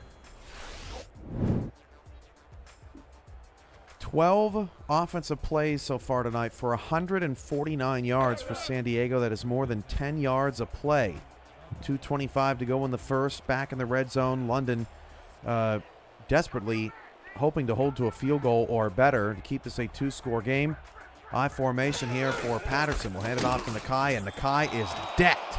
For the first time tonight, the D-line wins, and it's Cam Frosby, last season's Defensive Player of the Year. Yeah, Cam Frosby. That is a unit in London on that defensive front. To have such a strong season last season, Defensive Player of the Year, again, a staple for London. I formation for Patterson, 2nd and 12. We'll try Nakai again. And Nakai, look at the offensive line putting in some work. And Nakai picks up 6. It's worth noting that San Diego doesn't have any contracted linemen, but they're doing the job plenty good up front, 3rd and 6. You can't be mad at the way that this San Diego offensive line's grinding in the trenches, going up against one of the strongest defensive fronts in the SFL. 3rd down and 6 at the 12. San Diego on their 6th play of the drive. Patterson in zone. Touchdown. Ooh. Over the top of the defense, it's Robo again. Scar Patterson. Wow. Wow. 3 passing touchdowns here to start off, Cam, in the first quarter. Wow. Hard to tell if he got the second foot in bounds, but musta, there is no review. And for B. Robo, 3 catches on 3 targets for 48 yards and 2 touchdowns in the first half. Scar Patterson, 10 of 11, 142, 3 touchdowns and no interceptions. Jack Wigmore, the most passing touchdowns this week with 5, and Patterson has more than half of that in 10 minutes. Hey, well, it's looking like Scar Patterson. He's on pace for 12 right now and a lot more yards. So let's see if he can keep pace here and actually hit this 12. 1:11 to go in the first. I think maybe the most impressive part of San Diego's first quarter, maybe something that we haven't talked about all that much. Robert Merrill, 6 yards on 4 carries. They have totally shut him down despite the disadvantage on the defensive front. And you talked about London's defensive front. This San Diego defensive front, pretty inexperienced in comparison, especially against that London offensive front. I mean, this should be a part of the game that London is winning. They are not so far. Comparatively speaking, between these two defensive fronts, the San Diego Mavericks last season have a combined 10.5 sacks, which would rank 28th in the SFL. So to see them come out and compete against the London Knights and Robert Merrill shut him down the way that they have so far, it's pretty impressive to watch. No gain for Merrill again, and Trammell with another tackle. Brings up 2nd and 10. Freddie Trammell's been on fire. Yeah, he's everywhere on the field. On pace for 12. Split backs here for Pickler, 2nd down and 10. London hit over the head with a shovel here in the first quarter. Pickler's pass is intercepted at midfield, and going back the other way to the London 36-yard line. Who is the man or woman with that interception? It's Krieg again. It's his second. Wow. Krieg already with 2 interceptions on this year. He only had 3 last season. So Krieg's been putting in some work this offseason is what it looks like to me, Cam. Ray with the $2 super chat. We appreciate that, Ray. Especially with and how much pain I'm in here. We're working through it. 30 seconds to go in the first quarter. 21-3 San Diego on top of London. The handoff goes to Nakai running right. Picks up 2 to the 34. Nicely done there by Jack Russell to come over and make the stop. That's his first tackle. 7 different defenders now for London with a stop in the first quarter, but they have not been able to get off the field without giving up points. If London's going to want to have any chance to stay in this game, they need to tighten up on defense here, and just poor decisions and poor throws by Johnny Pickler to start. I'm intrigued by this game going on so far, Cam. Robo with the catch to the outside, and that picks up another first down. And that will end our first quarter of play. 21-3.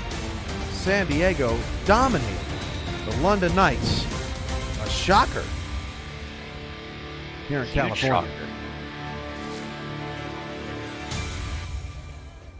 Again, not what I was expecting coming into this game with these two teams. So kudos to San Diego and their front staff for the game plan they have for this London Knights team.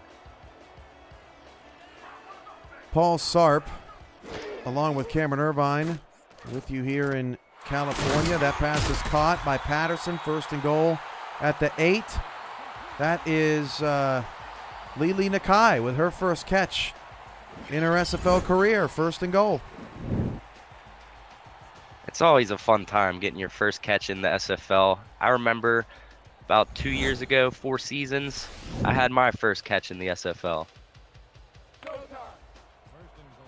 First and goal at the 8 for San Diego. If they score here, this is going to turn into a bloodbath. Yeah, it'll be interesting. Trips top. Patterson over the middle, caught, touchdown. Are you kidding me? Are you kidding me? Wow. San Diego 4 for 4. It's Robo with his third of the half. He got it. Wow. I know Robo and Patterson fantasy owners are smiling from ear to ear right now. They took the wrong guys. Dave Axis and Eagle Mondavi were the ones taken by most of the fantasy football players this week. But B. Robo is tearing it up. 3 touchdowns in the first half. This is insane. The largest margin of victory in week 1, Paul, is 20 points. San Diego's up by 25. A minute into the second quarter. Against the best team from the regular season last year. Yeah. London finished 11-1. Number 1 seed, made the semifinals. Yeah, I mean, this is stunning. just incredible football.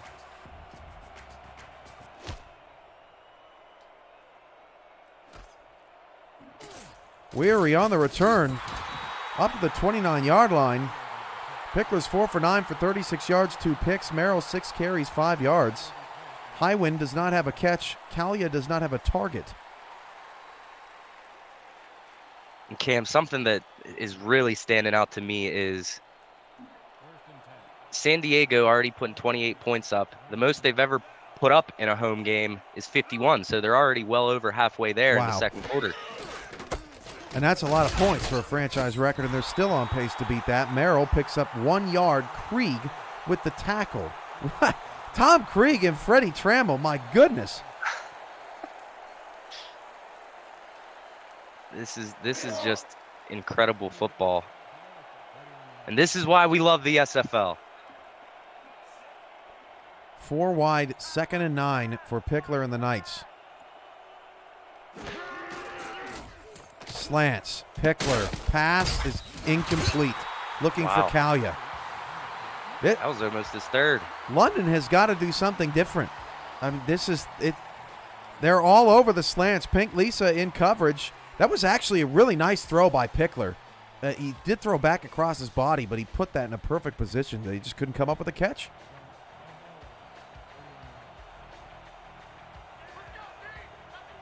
Third and 9. Time 3-2 look out of San Diego. Pickler, good different route tree there, but Kalia is pushed backwards by Tom Krieg, and they're short of the first down. London has to punt.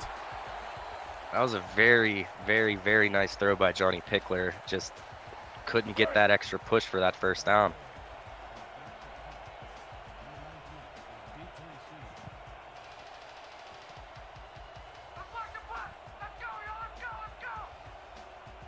Punter for London is Shane O'Donnell. Axis back to return. Axis does not have a catch. He's the only player outside of Mateo Privado to not have a reception here in the first half. Robo's got 5 for 68. No one else has more than 2 in this game. 9:06 to go in the first half. A stunner if you're just joining us. San Diego has scored 4 touchdowns in 4 possessions. Patterson is 13 of 14 for 176 yards and 4 touchdowns. He's 1 away from tying Wigmore for the league lead. Patterson fires it over the middle, caught, first down. 11-yard pickup. Oh, but we have an injury. Is that Robo? Oh, that is Robo. Oh, boy. That is a huge loss. A turn of events here. Robo, the dominant player on this offense so far, hit on the side by Jacob Creech. Yeah, that'll be something to follow along, Cam, to see if Robo's going to be able to make it back out here and return to this game. Again, making his 6 receptions, 79 yards, has 3 touchdowns on the night so far. Good thing for San Diego, they have 4-star wide receivers, so it'll just have to be next man up for the Mavericks. Patterson back to pass. Flips it outside. Caught by Eagle Mondavi. A 7-yard gain. Brings up 2nd down and 3. You can almost feel the air kind of sucked out of this stadium. And now San Diego's challenge. We know London is an extremely talented bunch. They're not just going to lie down here tonight. Their challenge is to keep maintaining this momentum. We got a long game to go still. It's just... I'm speechless. Again, there's 8 minutes in the second quarter, and these stat lines that we're seeing here from B. Robo, Scar Patterson, it's so impressive to watch.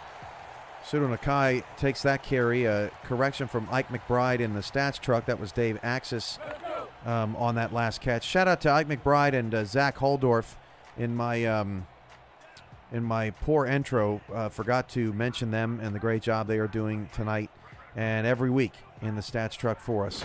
3 receivers to the top of the screen, 1st and 10 at midfield. They go bottom of the screen to Matson, wide open. Matson picks up 16 yards. Benji Matson now 3 catches, 4 in total for tight ends on this Mavericks team, and San Diego's back into scoring territory. This could get dangerous, Cam. If London's going to go down 3-35 in the second quarter, I'm just right. It doesn't sound right, and as I'm saying it, I'm just like, all I can say is wow. 7:50 to go in the first half. San Diego is 4 for 4 on possessions. Sudo Nakai around the right side picks up 7 to the night 27. Tackle made by Roberto, his 2nd. London's doing a pretty nice job collectively as a defense, but they just have found no playmaking ability so far. Yeah, and I don't know if they just can't, if they just aren't gelling right, or if they're just missing coverage. I'm just unsure, Cam. Nakai breaks a tackle and gets the first down to the 22. San Diego can do no wrong in this first half. Nakai up to 37 yards on 7 carries. I just don't have words, Cam. They're doing whatever they want with this London defense. Patterson out of the shotgun. 1st and 10 at the London 22. Patterson down the field, caught again. Matson, an 11-yard pickup. This is absurd. They're just making it look extremely easy, and I haven't seen something like this in my time in the SFL where a team's just made it look as effortless as San Diego's doing right now. Matson talking trash to a former teammate, Emmanuel Blackman, on that last play. They are feeling themselves. 1st and 10 at the London 11-yard line. Handoff, Nakai. And Nakai wrapped up after a 2-yard pickup. London's got a defender slow to get up. That was the man who made the tackle, Scarborough. His 4th tackle, 2nd and 8.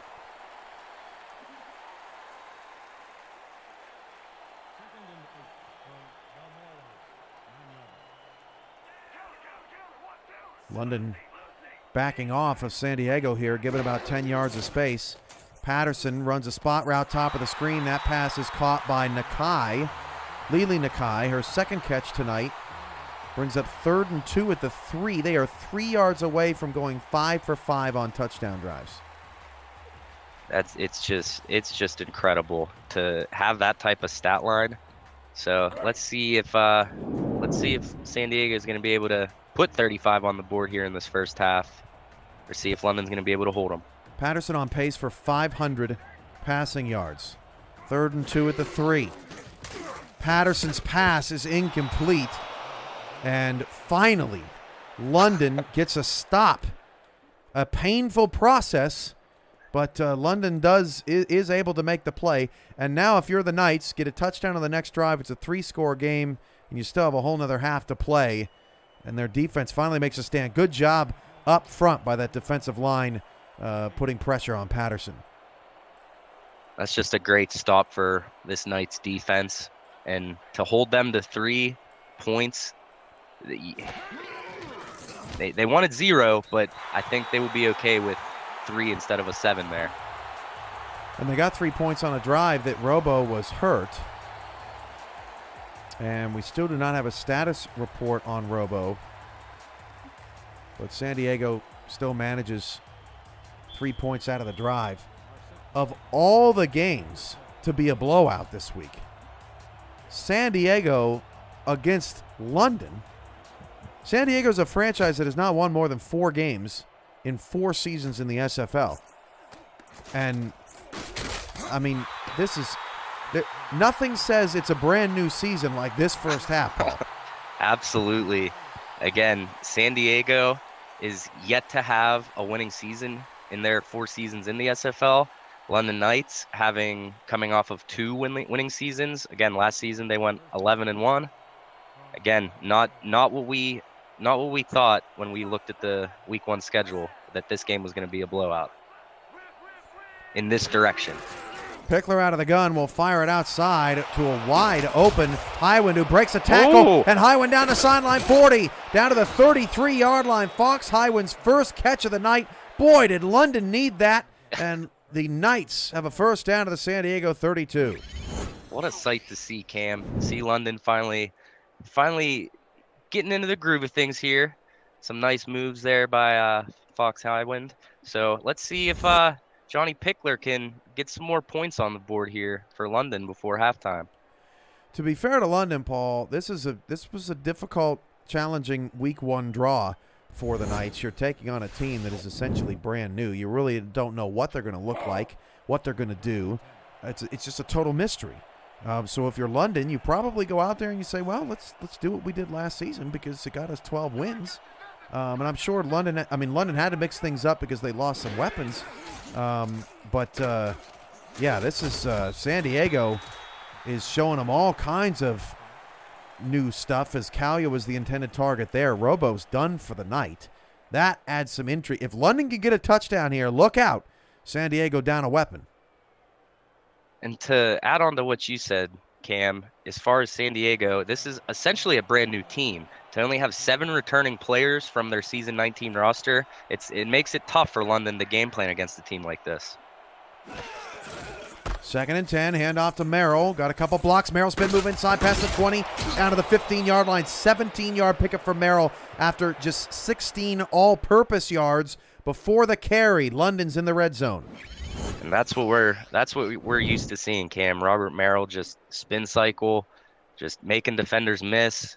defenders can't bring him down. One of the harder backs in the SFL to tackle. And Robert Merrill, for the Knights to get back in this game, they need Robert Merrill to get more involved. Coming up at the half, Mike St. Green and Chris Curtis are going to break down this shocking first couple of quarters and talk about what London may need to do in the second half to get back in it. How about more of that? That pass is caught short of the goal line, but Talon Steele, the big body, comes up and makes the play for a first down. London knocking on the doorstep.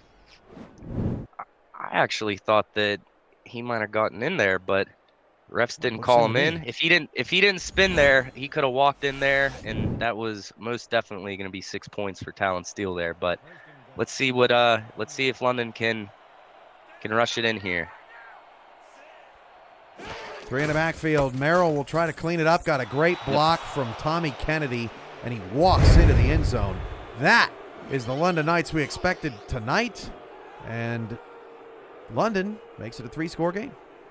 Yeah, you can hear the fans booing. They're not too happy with London scoring their first touchdown, but I'm glad after a nice block there by Tommy Kennedy, Robert Merrill getting into the end zone untouched, finally gets London on the board with a touchdown.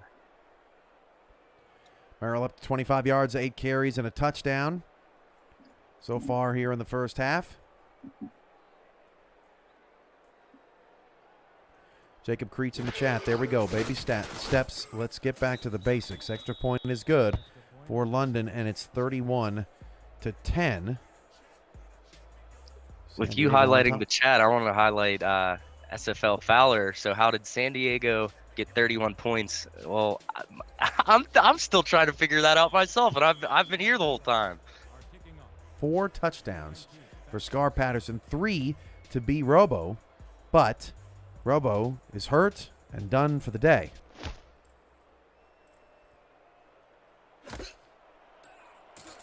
Axis on the return, and Axis is hit, and Axis is hurt. Oh, wow. San Diego loses another receiver.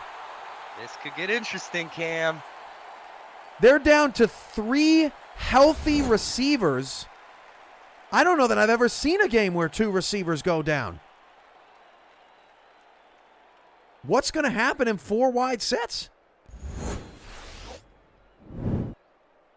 What a hit there on Dave Axis. Huge hit from London. This game has now gotten really interesting. If it wasn't already. It's incredible. It's incredible. I can't say it enough. Hand off Nakai. And Nakai gets to the 38-yard line for the first down. 6 yards a carry. Welcome back. What a way to start this season for Suda Nakai. And again, getting that down the field blocking, getting the first down. They want more points, Cam. I mean, if I'm San Diego, I'm totally flipping this script on its head, and with the way that Nakai is running, and with your receivers not healthy, I would start feeding Nakai more and more. Mateo Privado at fullback as well. 1st and 10 at the San Diego 38. Patterson's going to throw. That pass is out to Mondavi. Pickup of 5.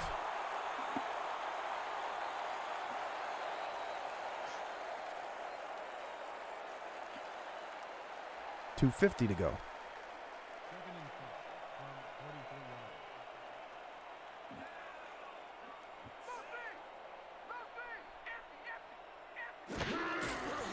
Patterson fires it incomplete and a little bit off target. First real off target throw for Patterson tonight. 19 for 22, 3rd down and 5. 19 for 22. And again, to make it this far and have kind of the first bad pass of the game from Scar Patterson, again, it's just Scar's been putting in the work in the offseason and just proving why he's one of the top quarterbacks in the SFL. 3rd down and 5 at the 43. Patterson flips it outside. Pass is caught. First down to the London 49. 20 for 23 for 238 is the official count. That's hauled in by Nakai. So despite Axis and Robo going out with injuries, they still have not thrown a pass to a non-contract player. That's efficiency at its finest. I think what San Diego might do here is, again, they do have 2 tight ends on the roster, so I'm wondering if they're going to move one of the tight ends to fill in one of those receiver positions. Yeah, I think that's what we're going to see tonight as Matson picks up near a first down. There's a flag on the play. San Diego's back into London territory. Remember, San Diego, this is their 6th possession. They have 4 touchdowns and a field goal. London has not forced a punt or a turnover. They jump offside there.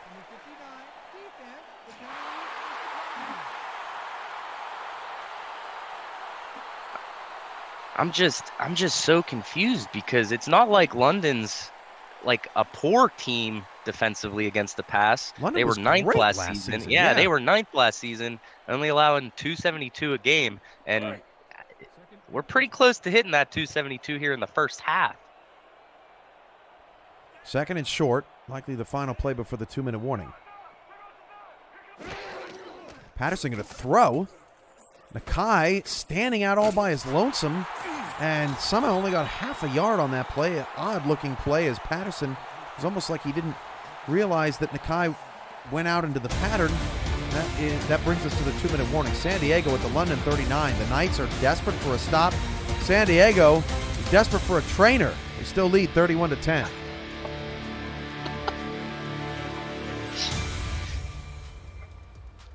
Hey, this training staff in San Diego, man, they do get these hurt players back on the field extremely quick. Not quick enough for B Robo tonight. We'll see the status report on Dave Axis. Paul Sarp, Cameron Irvine here with you for Impact Monday on SFL YouTube. That pass is caught by Mondavi, his 4th catch of the evening. First down at the London 25-yard line.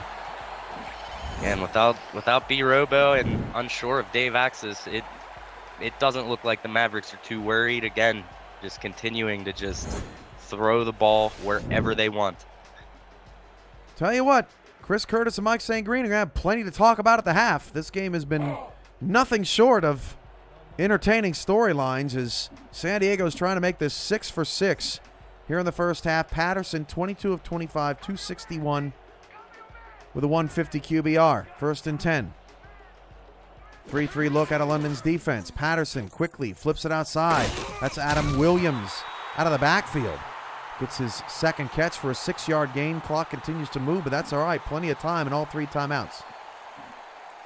And San Diego trying to put more points up on the board heading into halftime.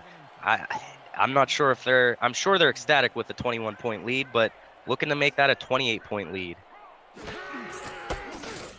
Handoff to Pravado. First carry of the night. Everyone's getting touches.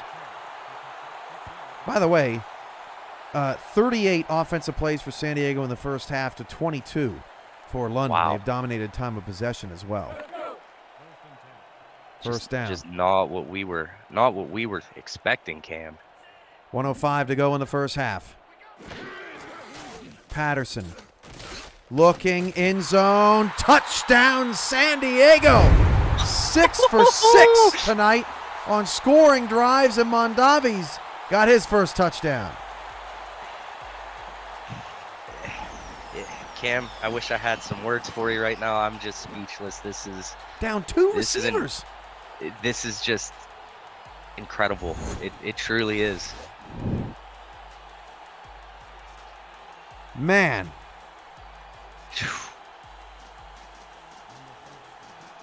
Good news for London. 59 seconds and 3 timeouts here in this first half. For all the good that San Diego has done, there is just so much game left. And the way that London drove on the last possession, I mean, you just can never count them out. But this is, this is next level stuff. We didn't even see this out of Baltimore on Thursday night. Incredible. Hey, if I'm the London Knights right now, to have someone like Johnny Pickler underneath center and leading your franchise, I feel that London's extremely confident, and there wouldn't be anyone else I would want other than Johnny Pickler in this situation. From the 15, Weary returning the kick, makes a man miss. One man to beat and tackled at the end of the play. Wow. Brought down at the end of the play by the backup running back, Brent Trickle. He almost took that back. What else is going to happen in this half? Juking the kicker out.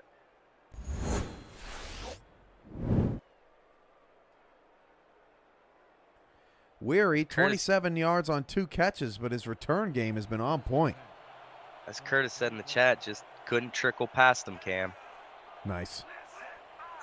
3 receivers, 2 in the backfield. Pickler going long, wide open down to the 12-yard line. That pass is hauled in by Fox Highwind. Pickler's starting to get things moving. And London's got plenty of time with 2 timeouts. Just trying to get more points up on the board to narrow this gap to head into halftime. Beautiful throw by Pickler. Beautiful catch by Fox Highwind. The over-under in this one is looking obsolete. 59.5. London scores here. It'll be 55 in the first half. Pickler now 8 of 15 for 126 yards. 3 receivers, 2 backs in the backfield, 45 seconds, 2 timeouts. Pickler to pass, finds Weary. Weary picks up 8. I think Weary's been working out in the offseason. He looks good. He sure has been. Again, got faster, got stronger this offseason. Lean. Yeah.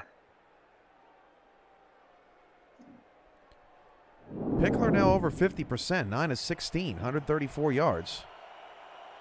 No injury update on Dave Axis. San Diego down to 3 healthy wide receivers, 2 contracted. Pickler fires it outside to Merrill. Merrill gets a block and gets a touchdown. What a terrific block. I hope we get a number on that on the replay. Back-to-back touchdowns for London, and they stay in this game. You're right. This is just a fantastic block there on the outside. Nice spin move. Merrill's got his 2nd touchdown of the night. First through the air. 54 first half points.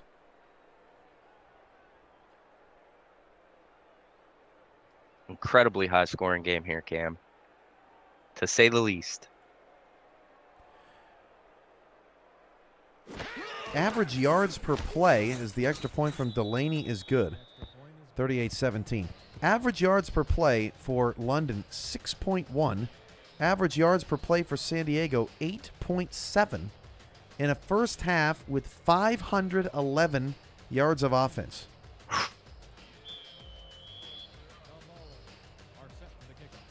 I just don't think either of these teams want to play defense here. They just showing off their offenses. There it goes. 65 yards on the ground, too, for San Diego. Nothing to slouch at. Neither quarterback has been sacked. 2 London turnovers loom large. San Diego scored 14 points off of them. Now the biggest problem, that is Nakai returning kicks now.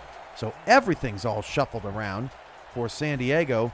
And now the problem for London is San Diego has the ball with 33 seconds left.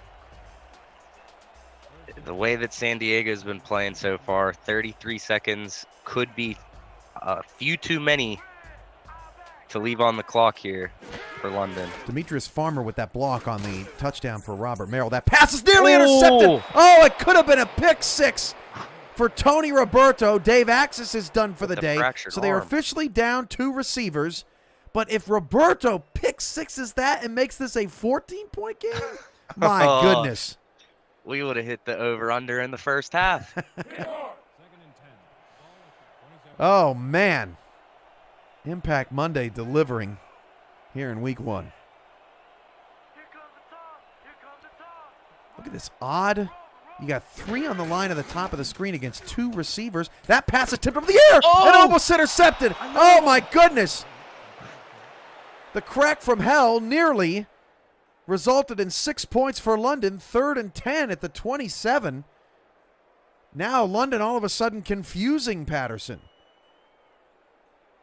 Scar Patterson definitely taking a deep sigh of relief there. Again, 2 back-to-back passes that could have both been intercepted for touchdowns. Super thankful that they weren't. Empty, 24 seconds left. San Diego staying aggressive. Patterson's pass tipped up in the air and incomplete, and London's going to get the ball back with time on the clock. Mondavi, the intended receiver. Incredible stop there by London, just to finally get their first stop here and finally shutting down the Mavericks here.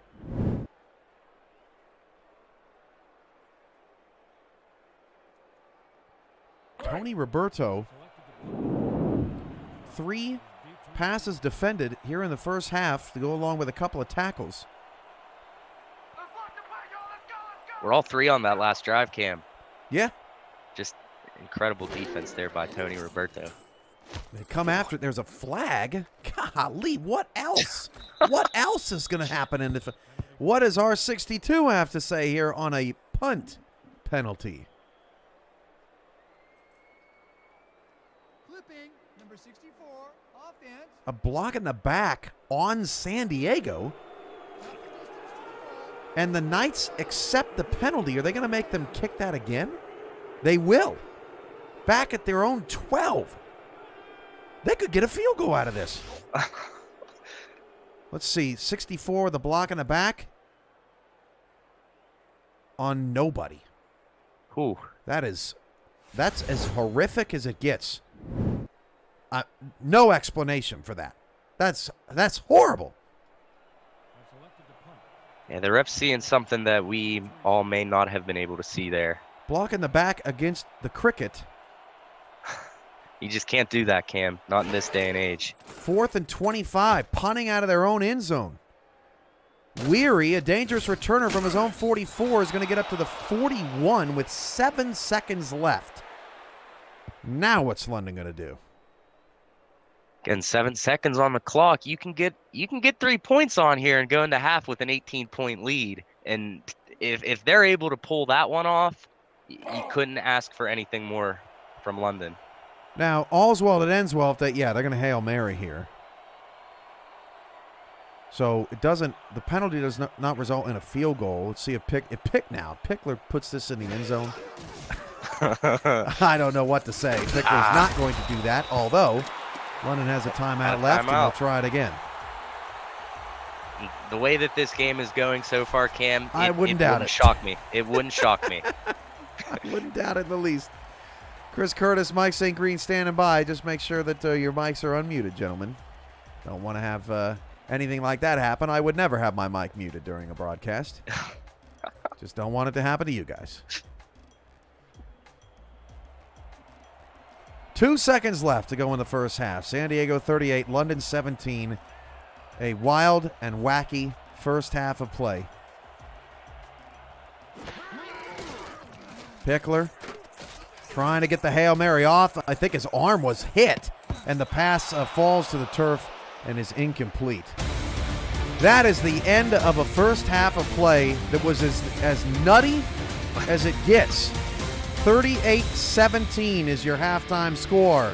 Now to Chris Curtis and Mike St. Green standing by from SFL Studios. Gentlemen, take it away.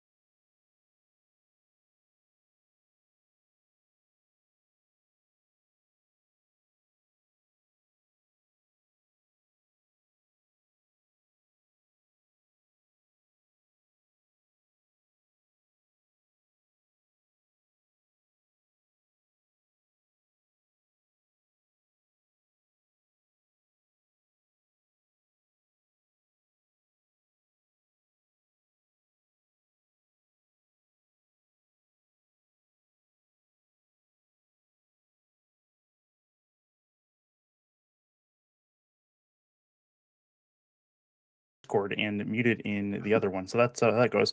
Good start to the Mondays. That said, Scar Patterson playing really well. Okay.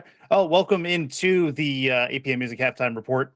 Chris Curtis and Mike St. Green with you. And happy Martin Luther King Day, Junior Day to you and the SFL community. It's been a fun one on one of the weirder halves of football that we've seen in week one. It is Scar Patterson playing lights out, Johnny Pickler catching fire late, I'd say, but a 38-17 game is in our pocket at the half so far on this Monday night. Mike St. Green, let's talk about the elephant in the room here. 3 healthy wide receivers left for the Mavericks as they go into the second half, and that creates a real interesting conundrum for them in the passing game.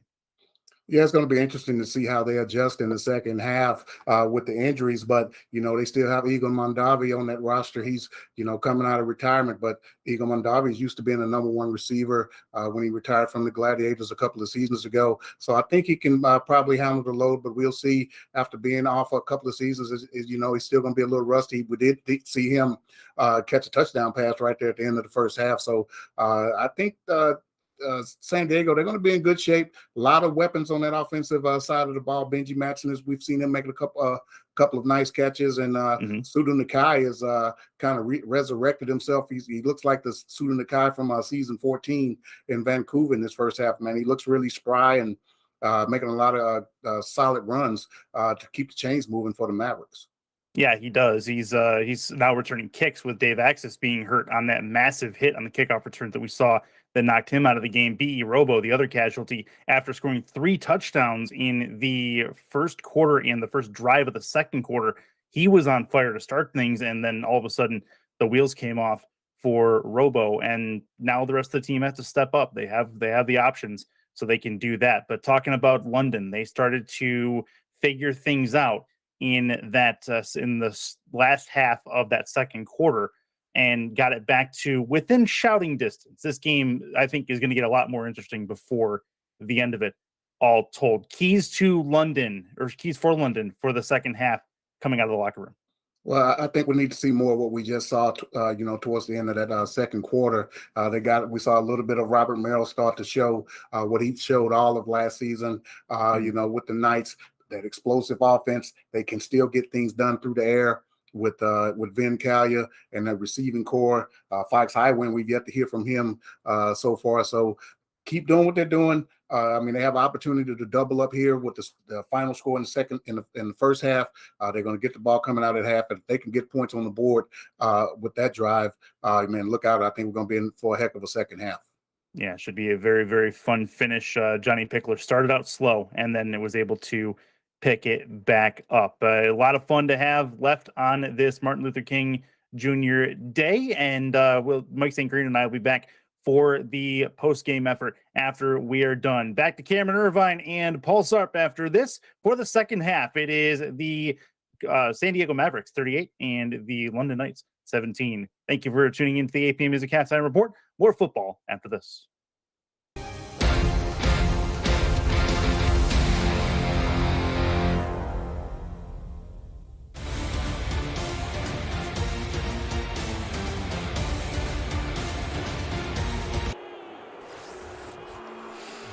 Start of the second half here. Apologies as we jumped back into action just a little bit late, but Robert Merrill on the first play of the second half here got near a first down. There is a challenge as to whether or not that is a first down. After review, the call on the field is overturned. And we welcome back Paul Sarp. And thank you, Chris Curtis and Mike St. Green at the half. Apologies, folks, for the technical difficulties that I had on my end. Clearly not on top of my game tonight, but trying to power through. But really interesting first half there, Paul. And I like Mike St. Green's point. London has a chance to double up here to start the second half. That would be a huge momentum swing. They sure do, and to get the ball to start this first half, they need every point that they can get, and after a half like that first half, again, I'm sure head coach Liam Crowder was in the locker room screaming at London, asking what's going on. Why do they have 38 points? So let's see how London responds to this adversity here in the second half. 2nd and 5 at midfield. Good start to the half for the London Knights. As Pickler will step up in the pocket. Great job not to go past the line of scrimmage. And Fox Highwind makes yet another catch. Kalya's been quiet, but Highwind is heating up. And London's in scoring position. Just like that, Cam. Again, just trying to make the gap a little smaller here and just fighting to stay alive here in this game. Highwind now 97 yards on 3 receptions.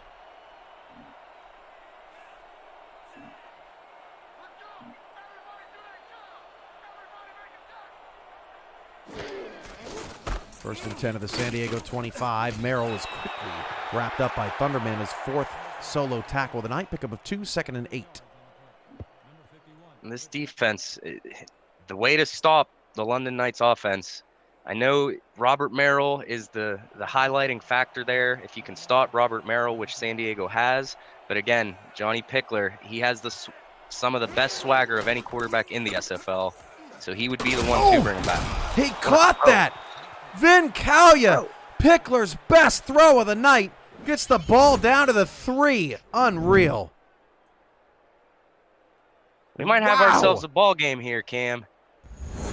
Quadruple coverage. If they score here, we definitely have a ball game with all of San Diego's injury woes. Is anyone guarding him at the top of the screen, Cam? There's nobody. You're right.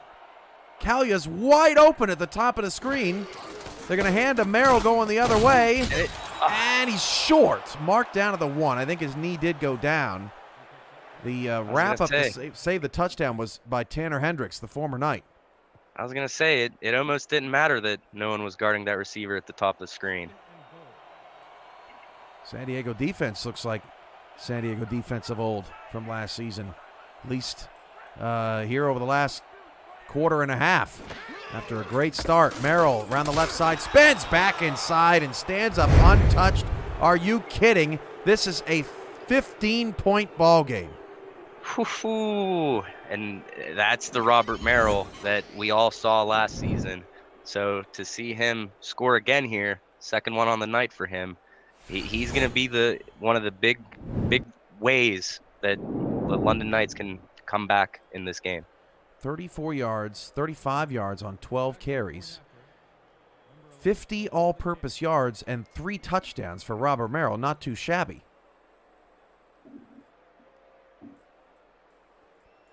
Man, 8:09 to go in the third. 38-24. A 14-point game with San Diego down 2 receivers. Just crazy.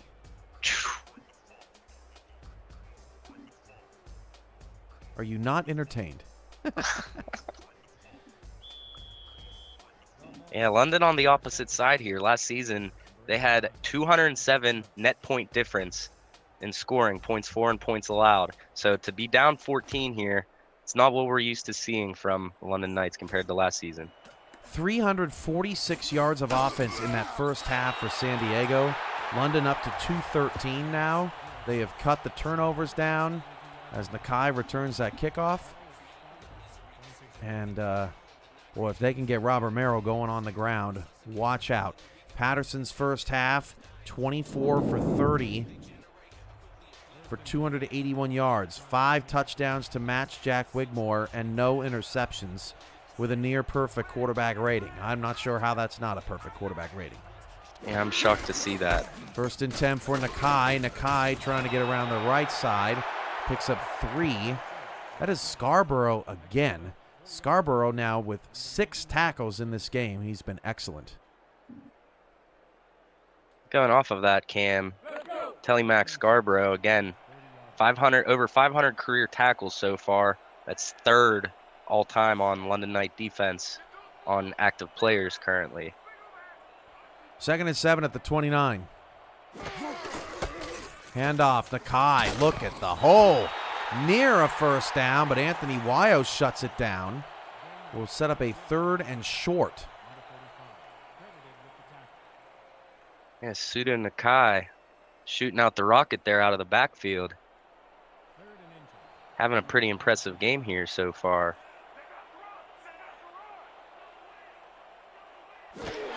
3rd and inches. Patterson pump fake, dumps it off Nakai. Nakai is...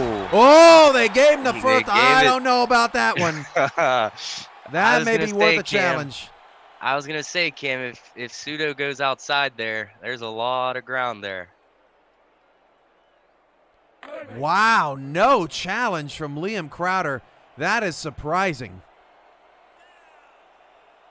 Pseudo Nakai been doing some work on the outside, his 4th catch of the night. But they seem to be getting more challenging, but Nakai is doing some good work in between the tackles, picks up 5 to the San Diego 41.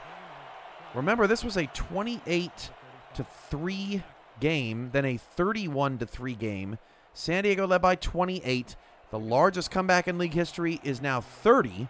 That was by Indy last season against Canton. So it is possible. We've seen it happen before, but the speed in which London has recovered as they bring the blitz, and a sack gets home. First sack of the night, Cam Frosby sets up a 3rd down and 8. As I was saying, Paul, the speed in which they have got themselves back into this game has been very impressive. To come back from 31-3, again, they put up points when they needed to in those final 2 drives. And again, just closing the gap. 3rd down and 8 for Patterson. Patterson dumps it short to Matson, short of the first down, and London gets off the field.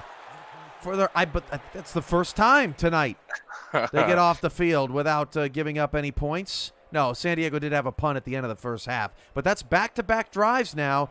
The last 10 plays for San Diego, 19 yards and 2 punts. Things are trending up here for the London Knights. Again, they just need to keep their heads in it and just keep grinding.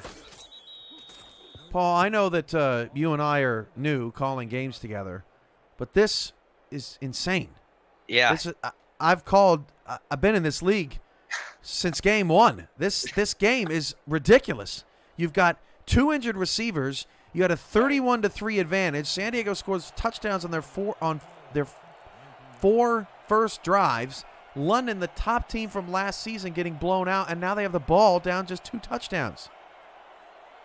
Again, with this only, like you said, with us being new, and if you're mind blown by what's going on in this game, I'm extremely mind blown of what's going on in this game. Again, my 2nd game calling. What a game to call here, and such just incredible football being played here by both teams. Merrill just 40 yards on 13 carries, still trying to get going. That is one thing that San Diego has done from start to finish tonight. They have really kept Merrill bottled up in the run game. That pass is off target, looking for Kalia, and the official takes a spin. Now it's 3rd and 10 for London.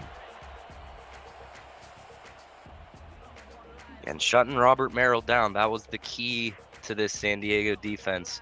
Although he does have 2 touchdowns for the London Knights, like you said, Cam, San Diego has just shut him down, and this isn't what we're used to seeing from Robert Merrill.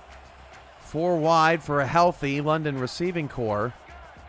Highwind is your leading receiver tonight with 97 yards. Nobody else has more than 40.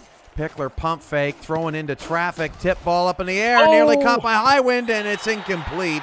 That's just that. Now that is the one horrific thing about slants. When nothing's open early, Paul, essentially everyone just converges in the middle of the field.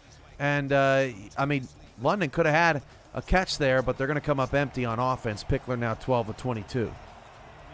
Fox High, when he almost had that tip drill, and again, he was the furthest one down the field, and if he was able to get both hands onto that ball, I think he would have been able to break one there.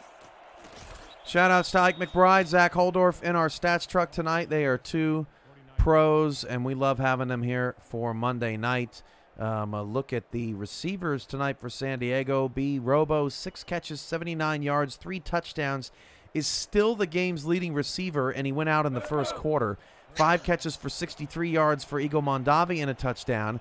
Adam Williams has 26 yards, 2 catches, and a touchdown.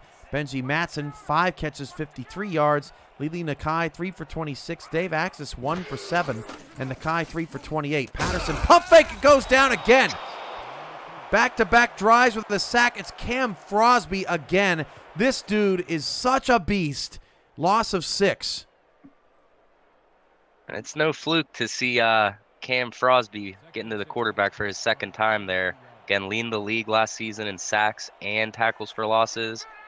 He's proving why he won Defensive Player of the Year last season.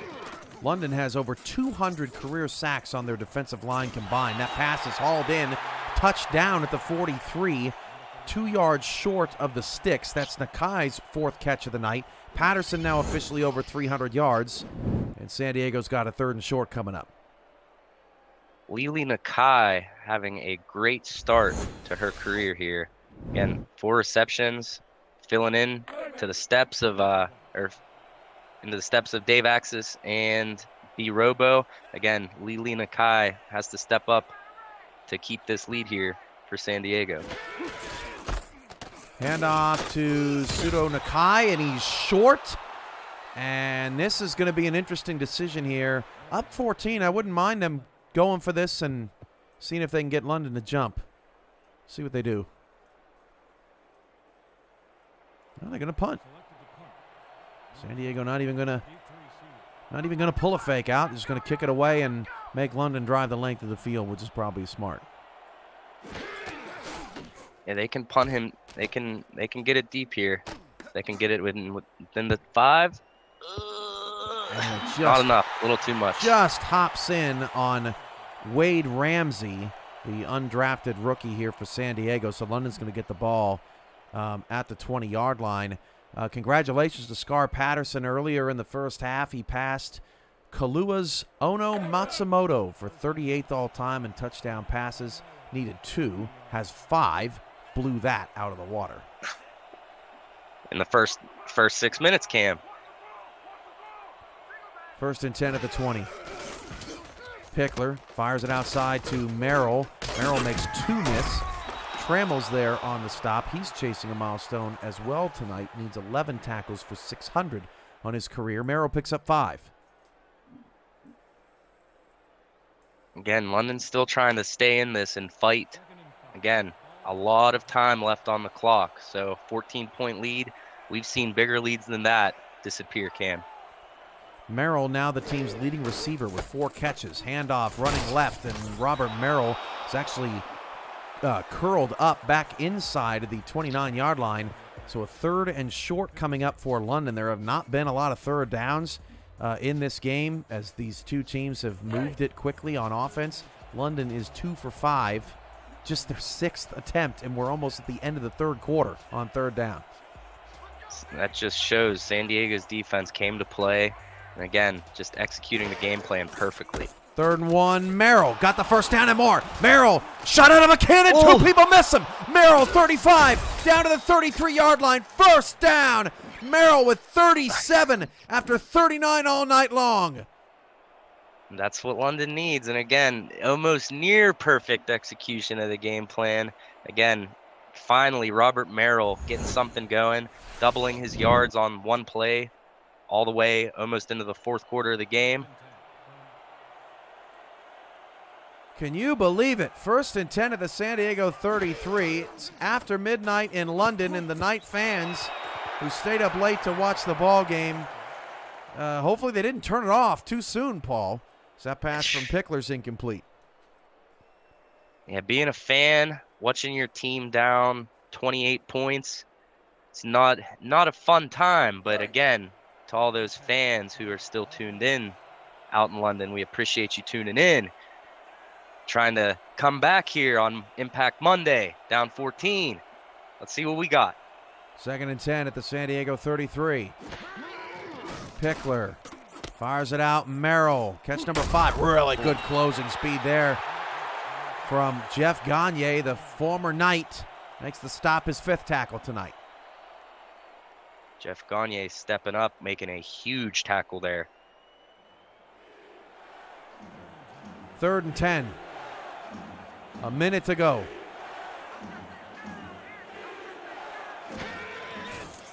Pickler fires, incomplete. Ooh. Knocked down by Zach Holdorf.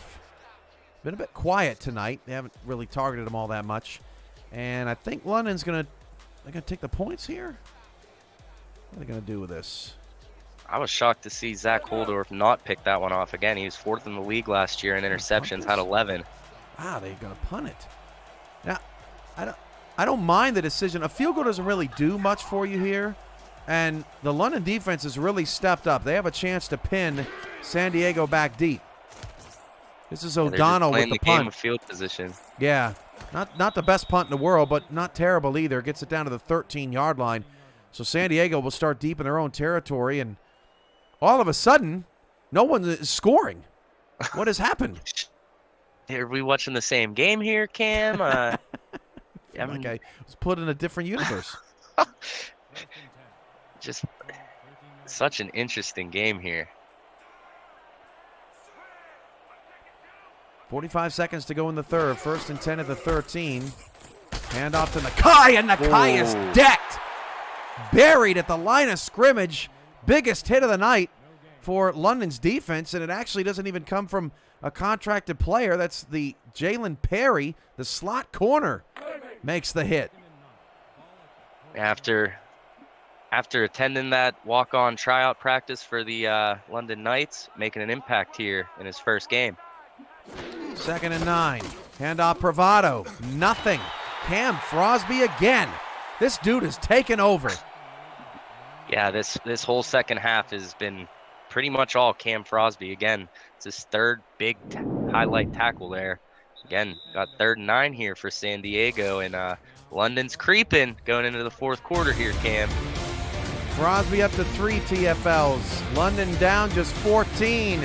Trying to get off the field. This has turned into an unexpected nail-biter for San Diego. You're watching the SFL presented by APM Music on YouTube.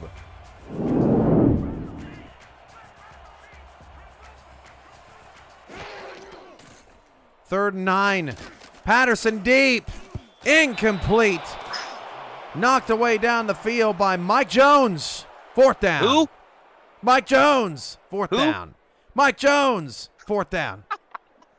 And hey, Cam, we're seeing why London decided to punt there. Again, just putting the trust in your defense there, getting the 3 and out. Again, field position battle. London's going to get pretty good field position here to start this 4th quarter.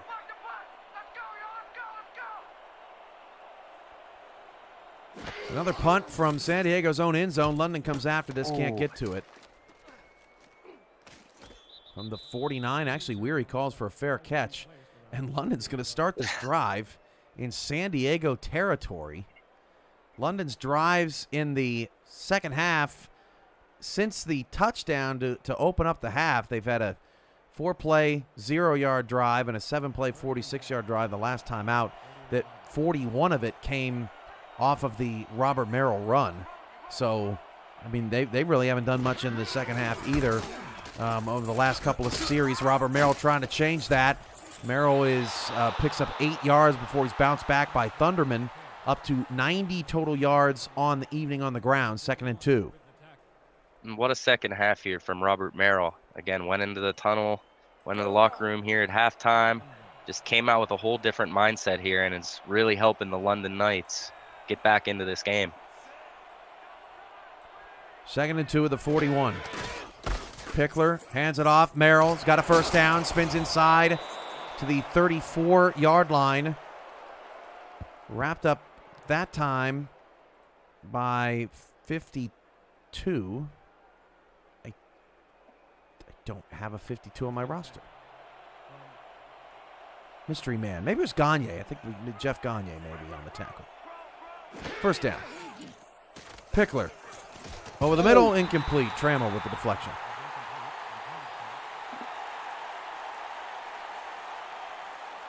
We are one big play away from being a one-possession game, Cam, and London just keeps creeping up on these San Diego Mavericks. Total offensive yards in that third quarter for San Diego. First quarter was 179. Second quarter was 167. 29 yards of offense for San Diego in the third quarter. Second and 10 at the 34. London had 101, if you're wondering. Pickler down the field. That is incomplete, and it's 3rd and 10. Boy, San Diego all over the pass lanes. Just incredible job to just totally flip the script here for this London Knights offense and defense. Again, just to be able to finally figure out Scar Patterson and kind of slow them down a little bit, giving them a chance to get back into this game. Nate Hall on the coverage. Pickler back down to 50%. 14 of 28 tonight for 190 yards. 3 receivers top of the screen, short side right. Pickler back to pass. Slants down the middle of the field. 3rd and 10. Tipped up pass is caught. Off the deflection. Talon steal. First down to the 20-yard line. What a catch. Incredible catch by Talon Steele. Again, they're creeping. They keep creeping. They do not want to go away. He was the initial one that put his hands on it. Look at this. And then catches it off the deflection 2 players later. He planned that from the jump. I really think he planned that one. That is insane. Talon Steele's second catch of the night. 1st and 10, 9:17 to go. Handoff, Merrill running left. And Merrill wrapped up. Boy, San Diego was all over that. Krieg with a tackle, his 6th, to go along with 2 picks and a deflection. 2nd and 12. Again, still a lot of time left on the clock. San Diego just trying to get this London Knights offense off of the field and holding them to at least 3 points. 2nd and 12, 8:48 to go. Pickler. Short pass is caught. 7-yard gain for Kalia. 3rd and 3 coming up.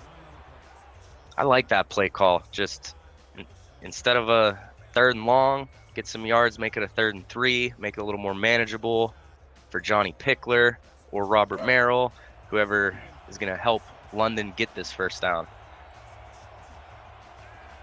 3rd down and 3 at the 14. London now 4 for 8 on 3rd down. 8.5 to go. Pickler stepping up. Hit as he threw. Passes caught. Touchdown, London. Whoa. And the flag may have been roughing the passer at the end. I think it was. It was a big hit. It was a late hit in the end zone. It's not going to matter. That is a score. Krieg with the penalty, but Pickler with the touchdown to Kalia, and it's a 1-score game. What poise by Johnny Pickler to stay in the pocket that long. He knows he's going to get hit, and boy did he get hit. What a dot by Johnny Pickler, and just what a play by a great player. Kalia, 4 catches, 46 yards, and a touchdown. Cliff Allen in the chat says the legend of Pickler grows. If they make this comeback, it certainly will. 8:24 left. 38-31. We have a game. Incredible. Truly. Look at the numbers. 375 to 308. London has crept all the way back into this game. San Diego has not even touched the ball in this 4th quarter.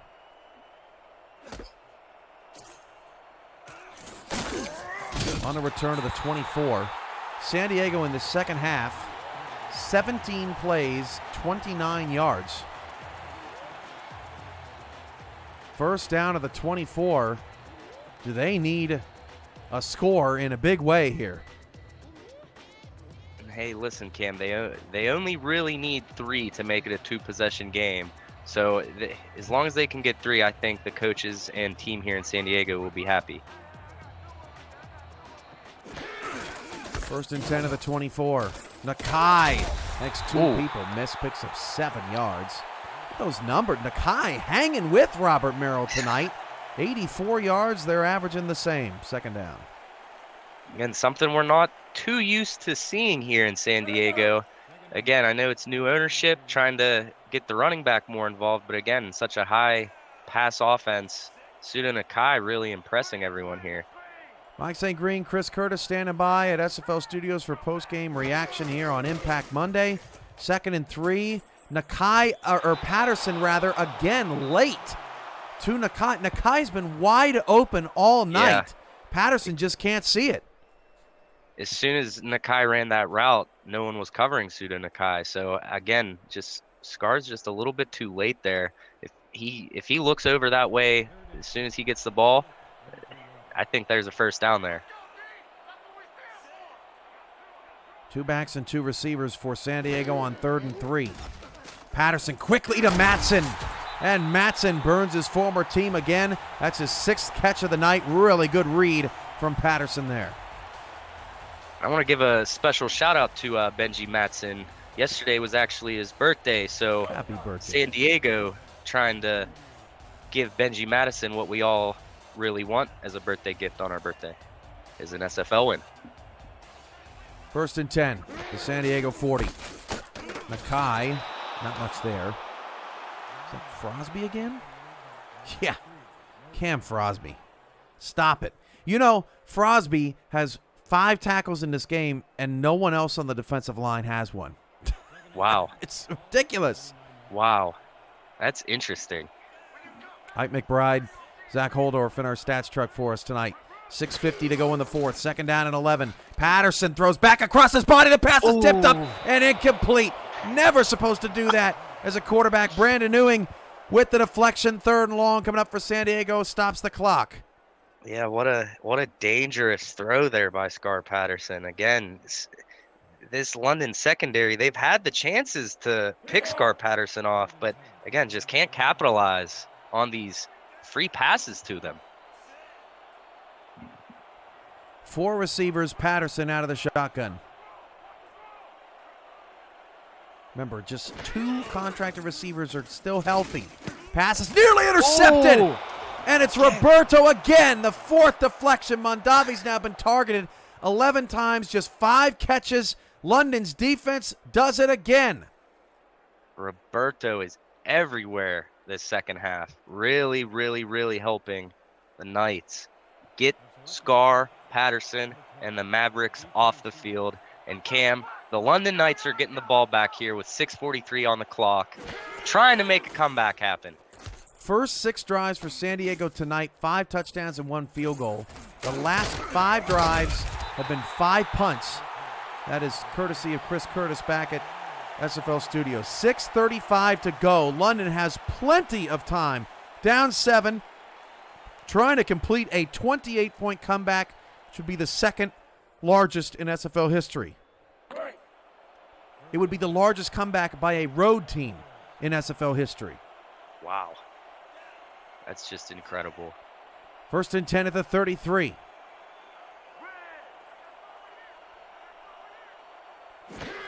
Imbalanced line to the left. That's where Merrill's going, but Merrill is shut down. Really nice job there by Biff Markham on that defensive front. And San Diego, they're just trying to keep Robert Merrill in check here. Again, Robert Merrill only has, 88 yards, so trying to keep him under 100 here. Merrill again. Not much room. I mean, they really, if you take out his 37-yard run, he has 51 yards on 18 carries, which is not anything to hoot and holler about. That's less than 3 yards a carry. 3rd and 8. Empty 5 wide. Dime, 3-2 defense for San Diego. Pickler's going long. It is caught by Highway to the San Diego 40-yard line. First down, Nate Hall on the tackle. Highway's over 100 yards. I was waiting for it, Cam. Again, when you can get this rushing offense going, it opens up shots like this to just it opens up opportunities to take shots down the field. And Johnny Pickler, again, showing why he's one of the best in the SFL. 5:22 and counting. Pickler's out of the gun. 2 in the backfield. Over 250 yards now. Intercepted! Intercepted! San Diego's going back the other way. Past the 30, 20, 10. Touchdown, San Diego on a pick six. Tanner Hendricks. Eat your heart out, London, as Hendricks does it against his former team and gives San Diego all the momentum back. Wow, against his former team, Cam. When it comes down to it, Hendricks finally picking Johnny Pickler off, taking it to the house.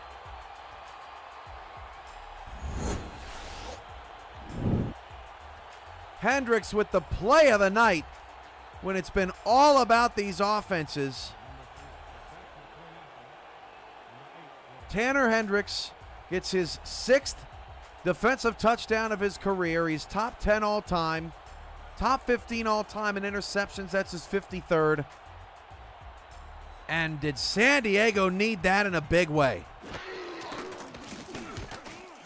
Extra point is good. 45-31. And London, in some ways, seemingly feels like right back where they started. Sometimes you see that in football, right, Paul? I mean, you spend so much energy trying to come back that you just don't have much left. Sure, and you do see it all the time. And again, to the amount of energy that London has put in the second half to attempt to come back, to make it a one-possession game after being down 28. Again, it just one play is where it all went wrong for London, and it's just unfortunate because there's still a lot of time left on the clock, and London can very well come back here, but it's just going to be a little tougher now after that pick six. Weary, nice return to the 34-yard line. Pickler 18 of 33, 251 yards. That's his 3rd pick of the night. Did the corner just come down in the box? Left the receiver open at the top of the screen. They handed off to Merrill. It was almost like... Yeah, that's twice now. It was almost like San Diego almost knew that it was going to be a run and crept somebody else into the box. Pickler does have another play out of this formation. Merrill makes a spin move. Merrill gets a first down to the 45-yard line, but this is not where London wants to be in terms of no huddle here with under 5 to go. Just, again, trying to stay in this game and do whatever they can to get some yards and get points on the board. Merrill's got to get out and picks up 5. Can't do that. 7th catch of the night. He's about to rack up a bunch here. Good news for London is they are moving the football down the field. Just got to stop the clock. Collier's top of the screen. Flip it out to Merrill. Merrill's got some blockers in front. Great play by Biff Markham. The defensive end flying all the way out to the sideline. And Markham is actually, no, there he goes, right? He's actually off the line at the moment here in this no-huddle offense. Pickler hit as he threw, flips it out to Merrill again. Markham makes another play, but Merrill gets the first down. They're still going. Exciting football, Cam, exciting football. Pickler in trouble and sacked. They got to get out of this, Paul. Sacked by Bobo Caudell. First of the night for San Diego. Something to stop this. Pickler to Merrill. Merrill is gassed. He does not get out of bounds again. 3rd and 9. I'm tired just watching Robert Merrill run all these routes. Dude. And a sack. Oh! And now Pickler can get into something else, but potentially way too late. Eric Hammer with the sack. So Hammer, Caudell, and Biff Markham, this defensive front who's been very quiet tonight, they are the playmakers and the game changers on that drive for San Diego. Just a great job to force a 4th and long here. Again, this might be the last opportunity here for London to stay in this game. 4th and 15. Pickler fires down the field. Caught. First down. Gets it. Pushed ahead. Oh, Wow. Terrence Weary again. Wow. He has not filled the box score, but he sure has played a terrific game. Pickler's pass is incomplete. Looking for Kalia. Pretty nice throw, but even better coverage. 2nd down, 2:43 to go.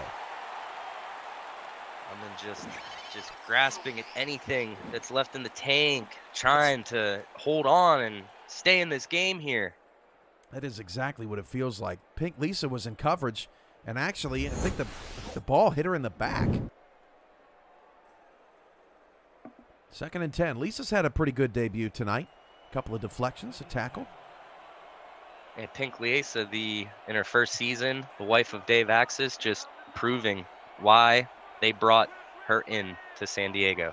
2nd and 10 at the 33. Pickler fires outside, wide open. Terrence Weary. Weary spins back inside, does not stop the clock. Pickup of 10, 1st and 10 at the 23. 2.5 to go. London down 2 scores. They have not burned any timeouts. That could be key if they fail to recover an onside kick after a score. Weary with the catch, pickup of 5, and out of bounds. Weary up to 6 catches. That is second only to Merrill tonight, who's up to 10 for 50. A great job to get it out of bounds there on that out route to stop this clock. And as you mentioned, Cam, you have 3 timeouts here. Again, 2:25. We've seen crazier things happen in the SFL. 2 receivers, 1 to either side.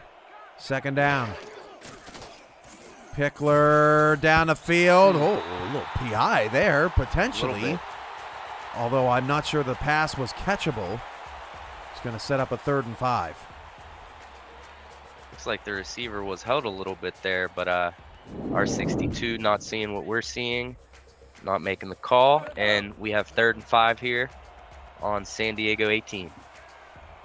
Highwind's up to 122 on 4 catches. He's at the top of the screen right now in this 5-wide set on 3rd down and 5. London's in 4-down mode here with 2:22 to go.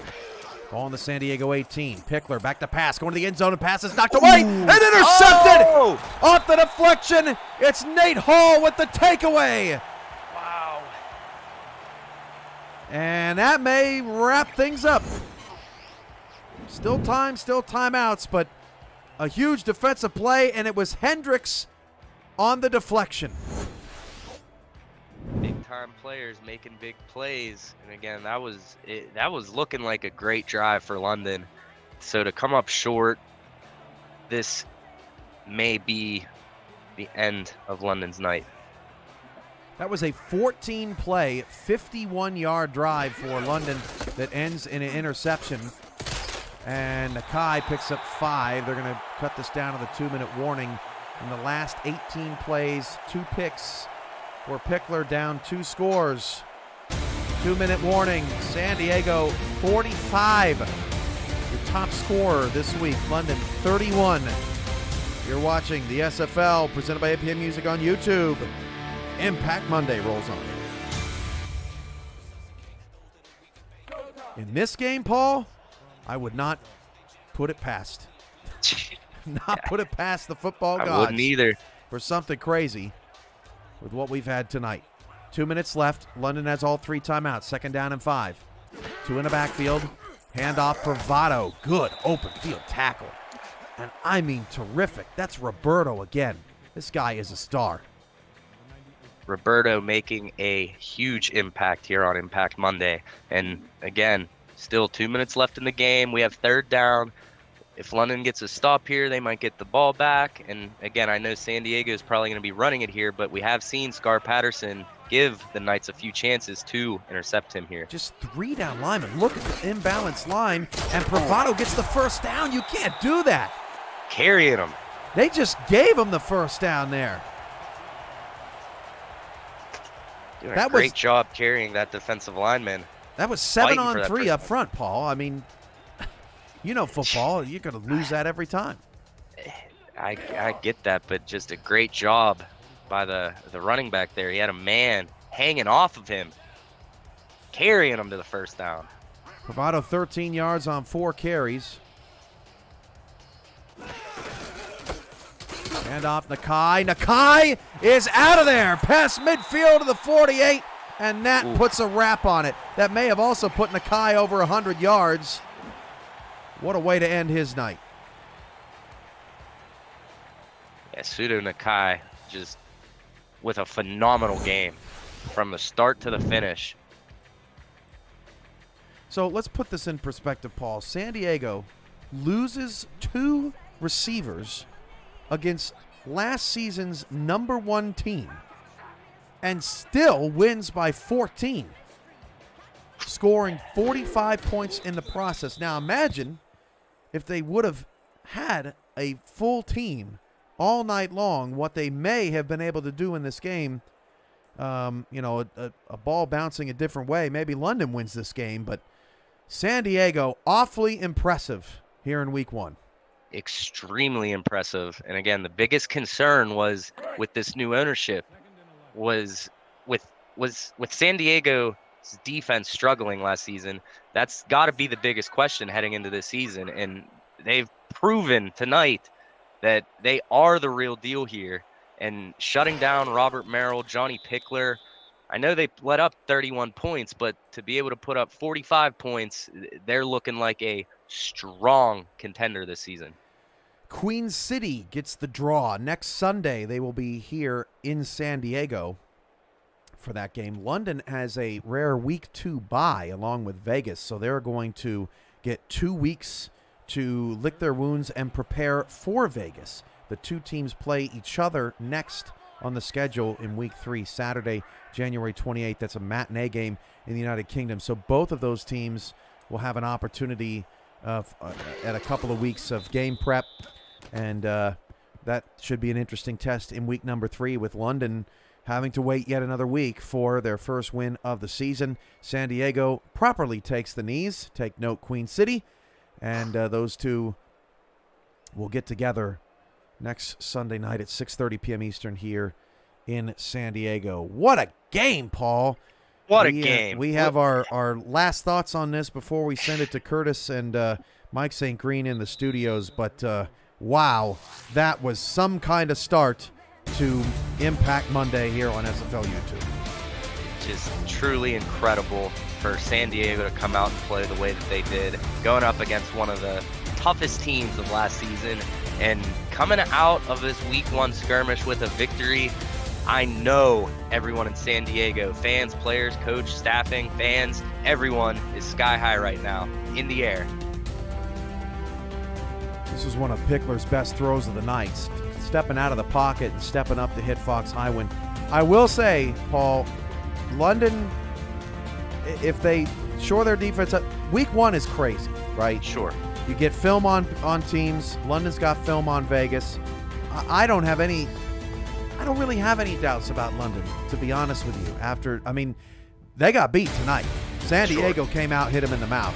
But it'll be interesting to see what London does in a couple of weeks with Vegas, reset some things, get a look at film, and see if they can get a win at home against the Fury. I think that overreaction Tuesday may be a bit much in the SFL community on this one, but take no credit away from San Diego. I think London will probably be all right. They played a pretty good game despite the slow start. Yeah, absolutely, Cam. Again, to come out and play the way that they did as well, London, you can't take this loss too hard. They were just simply outplayed by San Diego. Tanner Hendricks stepped up big for this team. And Sudo Nakai won't get player of the game, but it was pretty impressive for San Diego tonight. Your final score, San Diego 45, London 31. For Chris Curtis, Mike St. Green, see what they have to say coming up in post-game. Patterson is your player of the game.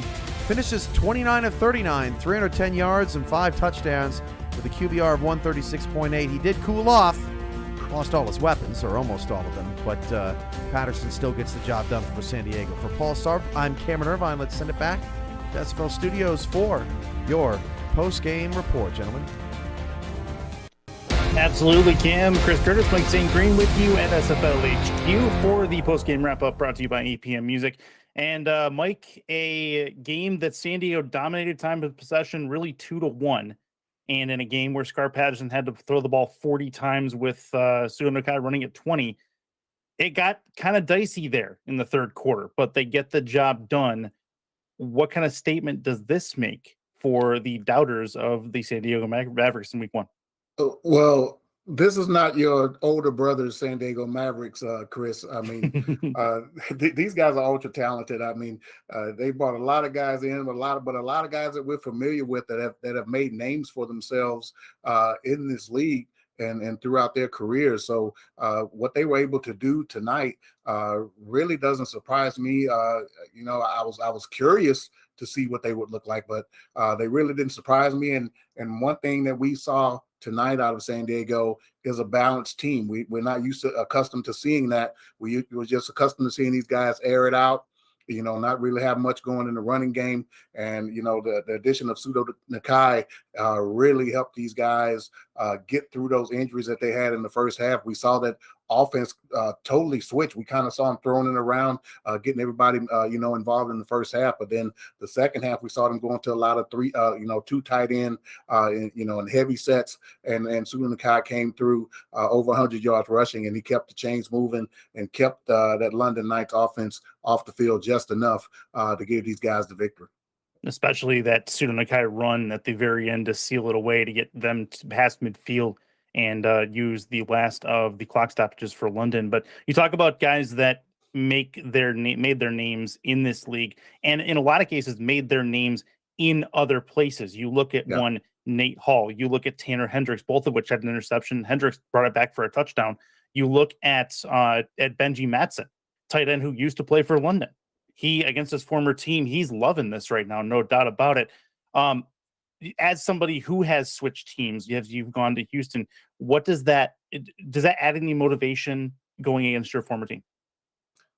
Yeah, motivation as well as, you know, probably some mixed emotions as well. You don't really want to, you know, beat your old team or, you know, celebrate or pump your chest too much against your old team. But it has to, you know, but it all depends on how you left. Did you leave on good terms or did you leave on bad terms? But, you know, I'm pretty sure Tanner Hendricks was happy to put the nail in the coffin with that huge interception, pick six, to pretty much close the game out. And one name that you didn't mention on that defense that played, you know, had a great overall game was Tom Krieg. He really did a great job all night long. Couple interceptions, 7 tackles on the night. He was fantastic all night long. 4 turnovers by the London offense, 4 interceptions from Johnny Pickler. 3 of them brought back for touchdowns, not on the same play, but thereafter, as 21 points off turnovers helped fuel the San Diego Mavericks to a 2-possession win over the London Knights. Now let's talk London and talk about they have a bye week. Cam alluded to it earlier. They have Vegas up next, who won a game, a very close game against Queen City on their home turf in week 1. London, is this a matter of how do you stop yourself from overreacting if you're London? Because they played a good game. They just got off to a horribly slow start. Yeah, as Cam mentioned towards the end of the broadcast, yeah, you can overreact and say, man, you know, did they lose? Have they lost too much over the past couple of seasons? Do they, you know, is it time to panic? You know, should we make some overreaction adjustments? I say no. Fox Highwind had a big game, over 100 yards receiving. We saw Vin Callier make plays. You know, Johnny Pickler did struggle a little bit with the turnovers, but I didn't see anything that would you know, give me any alarm. We saw Robert Merrill make plays, Cam Frosby, you know, guys that we're accustomed to seeing make plays for London in particular last season. I think they'll just be just fine. Just go back to the drawing board, get some things cleaned up, and I think they'll be fine the rest of the season. Yeah, should be a lot of fun going forward. A little bit of a lopsided game as far as the offensive stats go for Scar Patterson. 5 offensive touchdowns, and Pseudo Nakai, who had 100 yards, didn't have a score in this game. On the other side, Johnny Pickler 2 touchdowns himself. So it's not like the quarterbacks generally played badly for the most part in this game. A victim of circumstance, I think Pickler was, as he was playing from behind a majority of this game. But San Diego comes out. They come out with a statement week 1 win over the season 19 best record in the regular season London Knights, and they come through in a big way. So with that said, for everybody at SFL HQ, Cameron Irvine and Paul Sarp on the call, Chris Curtis and Mike St. Green in the booth saying goodbye and good night from an Impact Monday that saw a lot of impact. Thank you very much for watching. We will see you for week 2 action starting on Friday. Thanks for tuning in.